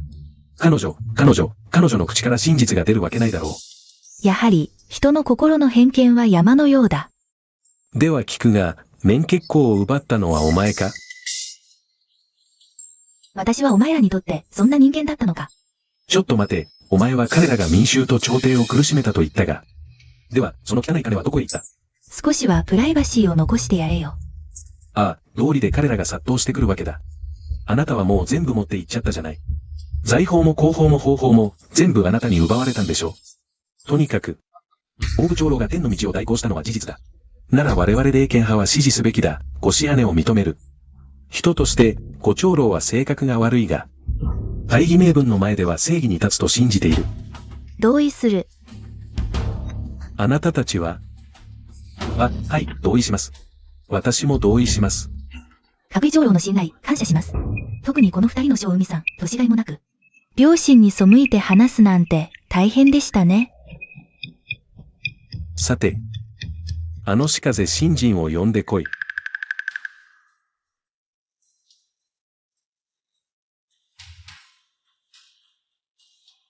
こんなに長く検証して、結局オーブをどう処分するつもりだ？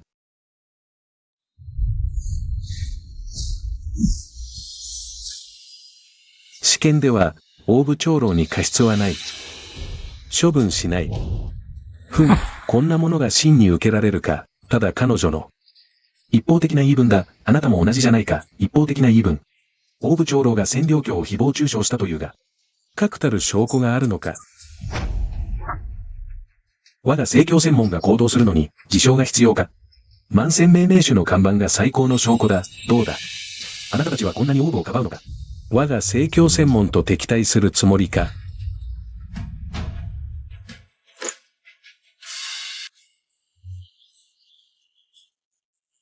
その言葉はそちらに返す、あなたたちこそ。先導の修行たち、覚悟は。我が霊剣派と敵対する覚悟ができているのか。この自信。まさか霊剣派正門が本当に鏡世界の実力？あなたもいい年して面白い人だね。何かあるとすぐ門派を口にする。永遠に門派の後ろに隠れて縮こまった亀でいるつもり？なんだって？この件は我々で解決しよう。門派を巻き込むな。1対1の勝負できるか？たかが金丹、できないわけがない。決闘で勝者が全てを取り、敗者はひざまずく。どうだ？私は少なくとも幻影の実力、彼女を倒すのは簡単だ。よし。それはあなたが言ったな。約束だ。私が勝ったらあなたの全財産は私のもの。ではもしあなたが負けたらどうする？どうでもいい。女奴隷になってもいい。そこまではいらない。もし負けたら素直に。私について正教専門に行き、茨を折って謝罪すればいい。何？門派全体の女奴隷になれって？あなた。お前は霊剣派の長老だぞ。どうしてそんな汚い考えしかないんだ？余計なことは言わず始めよう。霊峰。どうした？今更おじ気づいたか？後悔するならまだ間に合うぞ。この人、霊峰を持ってる。瑠璃。早く値段を査定してくれ。こんなに弟子がいる前で、少しは控えめにしろよ。本山真剣、八品の霊峰。総芸収の原点感なら、80万の値がつくだろう。中洲では少し落ちるが、60万霊石の価値はある。さすがは良いものだな。早く来いよ、待ちきれない。早く早く。この件は抑えなければならない。ワン。情け容赦しないからな。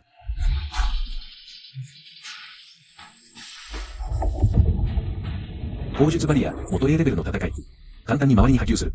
この砲術バリアがあれば、どんなに大きな衝撃波でも相殺される。賭けが始まったぞ。一方は、都営教の達人。ジフェングマヒと、もう一方はいつも頼りない。金丹で止まっているワム長老だ。さあ、賭けるなら早く決めろ。チャンスを逃すな。あそこだ。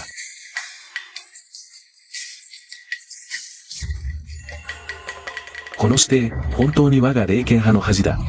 勝ったら手を離せ。勝ったら手を離せ。逃すな。勝ったら手を離せ。この戦いで私が負けたら、追求はやめよう。全霊教の剣も。もしお前が負けたら。お前の門派全員を女奴隷にしてやる。いい加減にしろ。これは決闘だ。真面目にやってくれないか。来い。今こそ、金丹と元緑の差を教えてやる。突然消えた。やはり油断はできないな。早い。だがなぜ不意打ちをしなかった？すまん、賭けに行ってた。自分に賭けたんだ。お前もやらないか？もういい。これは決闘だ。霊剣派として少しは敬意を持てないのか。じゃあ先に行かせてやる。ふざけるな。誰をバカにしている？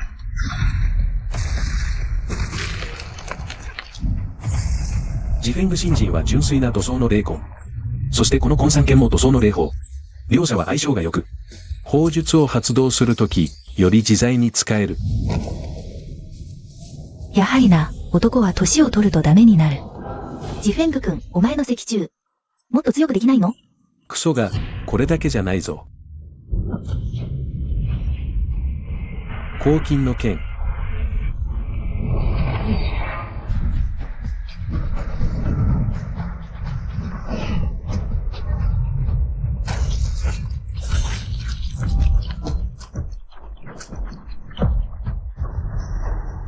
調子に乗ってるな。まだ笑っていられるか。口述は悪くないが、残念ながら汚い。環境に優しい術はないのか。彼女はなんと無事だった。彼女は本当に金環境なのか。さすがワンウ長老、元永久の攻撃。彼女はマカキから、ワンウ長老の防御が無敵だという噂は本当だった。さすがの評判、だが五長老の剣は見せかけだけだ。この一撃はあなたを傷つけなかったが、あなたの霊宝を破壊した。霊宝。私の竹剣の話か。無双峰には竹林がある。簡単に折れる。何？普通の竹がどうして私のハッピーの根産家に耐えられる？この手のもの、硬さは重要だがそれだけでは不十分だ。それに、決闘で放棄を使う者などいない、あなた相手には。これで十分だ。見事だ。霊宝が買えない貧乏人なのに。高手の風格を装っている。この女、見た目以上に複雑だ。即戦即決は無理そうだ。霊気の優位性を生かして、持久戦に持ち込む。持久戦とは笑わせる。あなたはこんな名言を聞いたことがあるか。疲れ死ぬ牛はいても、耕し尽くされる田はない。私は女だ。あなた。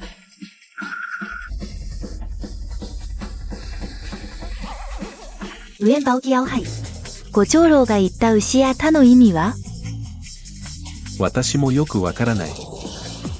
話すな、ただ見ていろ。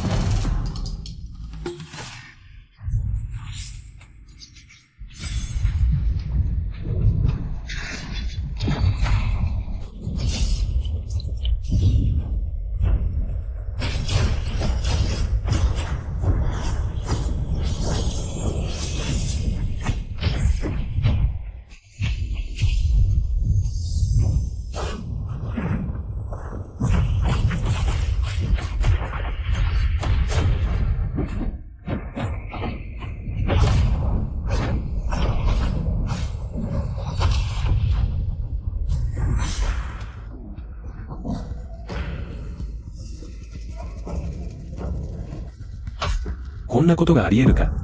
私の剣はハッピンの霊宝だ。私は91の金なんだ。さっき私があなたを殺そうと思えば。3回の機会があった。どうだ、降参か？私はただ修行に専念し、争いを好まない。もう一度だ。白髪国であなたが私を追いかけ回していたとき、あなたはそうは言わなかった。あなたたちは。勝てれば、老子は神通力がある。負ければ、争いを好まない言い訳が簡単に見つかるな。ジフェングマヒと、これ以上戦えば、みっともないぞ。わかった、降参だ。では、根参権は私のものだ。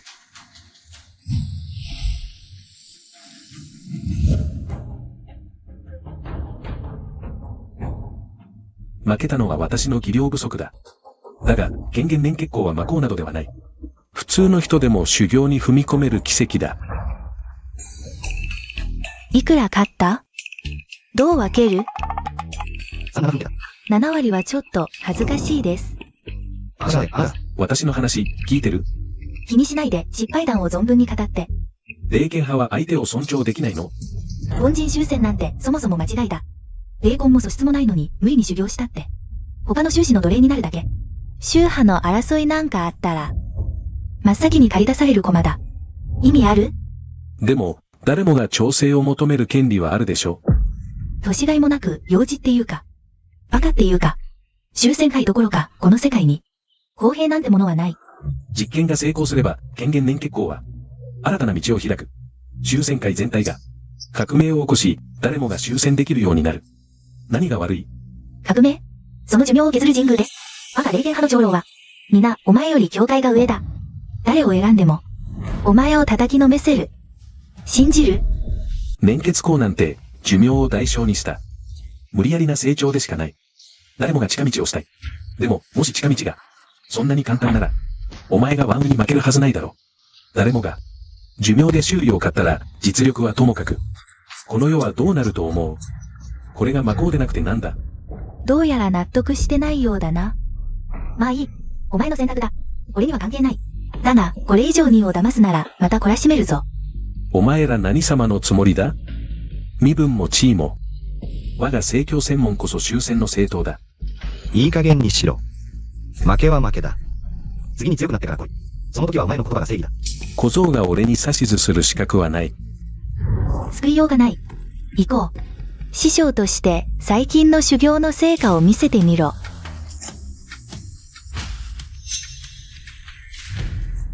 ご長老、気をつけて。簡単。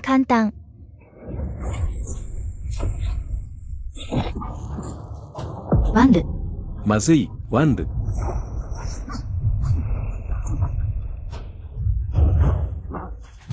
ワンアニ、ワンアニ、大丈夫か。俺は全てを台無しにした。宗門に戻っても、死は免れない。お前を傷つけられないなら、殺す。唯一の神殿でしよう。私は聖教専門の者だ。お前らに裁く権利はない。師匠、すみません。顔を潰してしまいました。死ぬ前に、一つ願いを聞いてもらえませんか？いいよ、礼法に手を出さないなら。何でも聞いてやる。たとえこの身を捧げることになっても。婚参権。こんなんてダメだ。もう死にそうなんだ。演技はやめろ。演技だ。演技だよ。そんなことない。本当に痛いんだよ。突破した。あと少しだ。お前、入門して2ヶ月なのに、まだことに達していないのか。よく言うね。師匠は一度も直接教えてくれたことないじゃないか。お前。ワンアに元への全力一撃を受けて、お前。本当に大丈夫なのか？むしろ突破しそうだぞ。2ヶ月で古丹強化。ご長老、まだ弟子を取りますか？それとも、ワンルギアをはい。弟子を取る予定はありますか？無理だ。絶対に無理だ、ワンル。無理するな。さっき俺の拳を受けたんだろ。死ななくても傷は負うはずだ。後輩を襲うなんて。卑怯すぎる。罰を与えないわけにはいかない。我が霊剣派を舐めるなよ。正門。一つ、お願いがあります。まさか彼のために情けをこうのか。そんなことない。実はさっきの一撃。気持ちよかったんだ。もっと殴らせてくれないか。こいつ、人間の言葉を話しているのか。正門ギアをはい、どうかお願いします。もしジフェング新人がうまくやれば、今回は見逃してやる。ふざけるな、俺を何だと思っている。チャンスを与えたのに使いこなせないのか。覚えておけ。俺の弟子はまだ簡体教だ。怪物だ。霊剣派はみんな怪物だ。連気強で簡単に。俺の攻撃を防ぎ、金丹でも簡単に任す。こいつはさらに変わり者だ。俺の拳は全力だったのに。彼は全く無傷だった。ジフェング新人。これが最後のチャンスだ。自分で選べ。わかった。来い。行くぞ。俺がイケメンだからって手加減するなよ。全力で来い。来い。もういいぞ。来いよ。全力で。来い。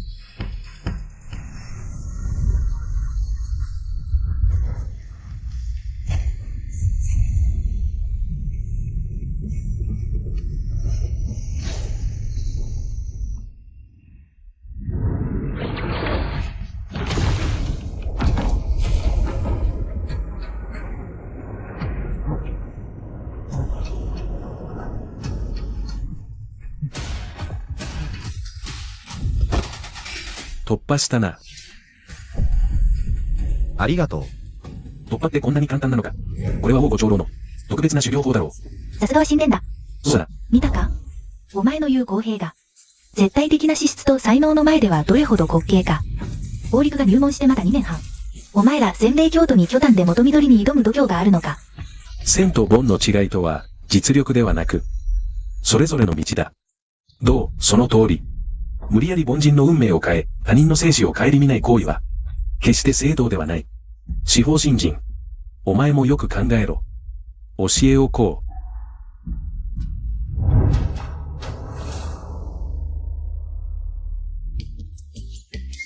二人の指定、三門はあちらだ。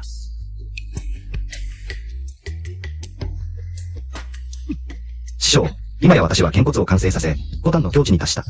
いっぱい飲んで祝おうじゃないか。いいぞ。お前がおごれ。失礼する。文法、5回、今日は山を降りて存分に飲もう。酔いどれないうちは帰らない。警報長老も一緒にどうだ。まだ私が警報長老だと思ってるのか。まあいい。どうであれ、我が霊剣派の喜ばしいことだ。彼らに任せよう。司法長老、代筆は許しません。あなたが退出したら我々洗礼教はどうなるのですか？霊剣派の言う通り、洗礼教にはもう、存在する必要はない。聖教門のものをまた招き入れよう。きっと大きく強くなり、再び輝きを取り戻せる。空想道人、何をしている？負けたのか？情報を管理するお前が、どうして私のものに手を出す？恥さらしの役立たず、何の役に立つ？たかが金丹教の分際で、私の元への前で、体現相互するとは、応募だとでも思っているのか？お前は金丹教ではない。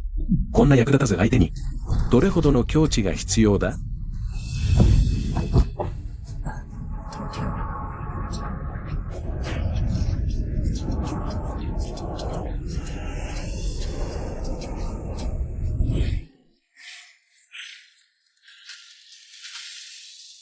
いつ人間らしくする？私の気分次第だ。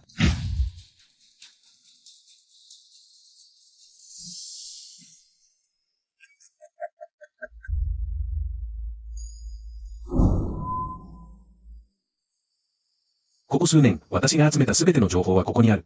これだけか。見てみればわかる。この霊剣派、一体どうなってるんだ？司法が大惨事を引き起こすところだった。幸い神殿弟子は無事だ。今のところは。彼らを刺激するな。眠れる獅子。そのまま眠らせておけ。門派はどうするつもりだ？司法の処分はもういい。処分する必要はない。下で繋がれてるから。後始末は私がやる。証文、我々を呼んだ要件は？さっき聖教専門から秘剣で100万霊石が届いた。洗礼教の剣の口止め料だろう。これは、ロバ肉の火焼きだ。食べるな。さっき大演術で見たが、このロバ肉の火焼き。これ。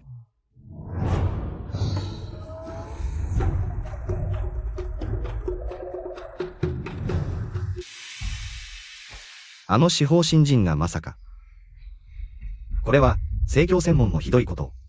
ロバになったのも、命は助かったからよしとしよう。30から50年もすれば、元に戻れるはずだ。最近の修行の調子はどうだ？教会は安定してるんですが、ただ、薬欲はもう効かなくなって、霊剣派には、ふさわしい練習相手もいない。これ以上進歩するのは難しい気がします。呼んだのはその件だ。証文が決めた。目利き5品以上の弟子全員に下山修行させると。修行。霊剣派ってずっと、世間と隔絶した閉鎖状態じゃなかったか。証文、気が変になったのか。証文の精神大演術は因果と未来が見える。だからおそらく感知したんだ。霊剣派に良くない。ことが起こると、だから事前に防ごうとした。大予言術みたいなものか。そんなところだ。今回の修行の目的は、主に属性の縁を断ち切って、一心に道を求めるためだ。修行の目的なんてどうでもいい。ただ、こんなに長く出てたから、そろそろ家に帰らないと。お前は打たれ強いから、安全面は師匠として心配ない。感動したか？おべっかを使いたいなら早くしろ。師匠は忙しいんだ。この用事、どこかで見たような。よく見ろ。それはお前がずっと欲しがっていた今山剣だ。霊気を試してみろ。私にくれるのか。五反の実力で緑地区剣で人を切るのは、あまりにも効率が悪い、この小さなゴン三剣。使っておけ。修行は7日後だ。仲間たちにも伝えて、しっかり準備しておけ。師匠、ありがとう。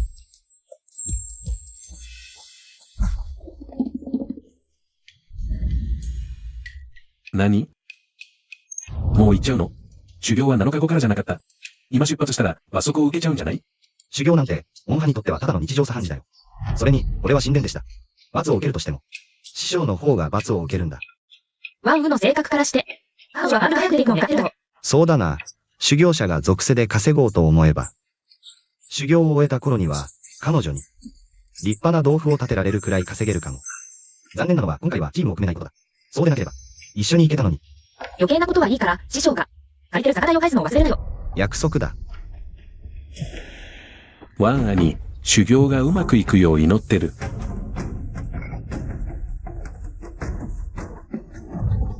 ワン兄、寂しくなるよ。もういい。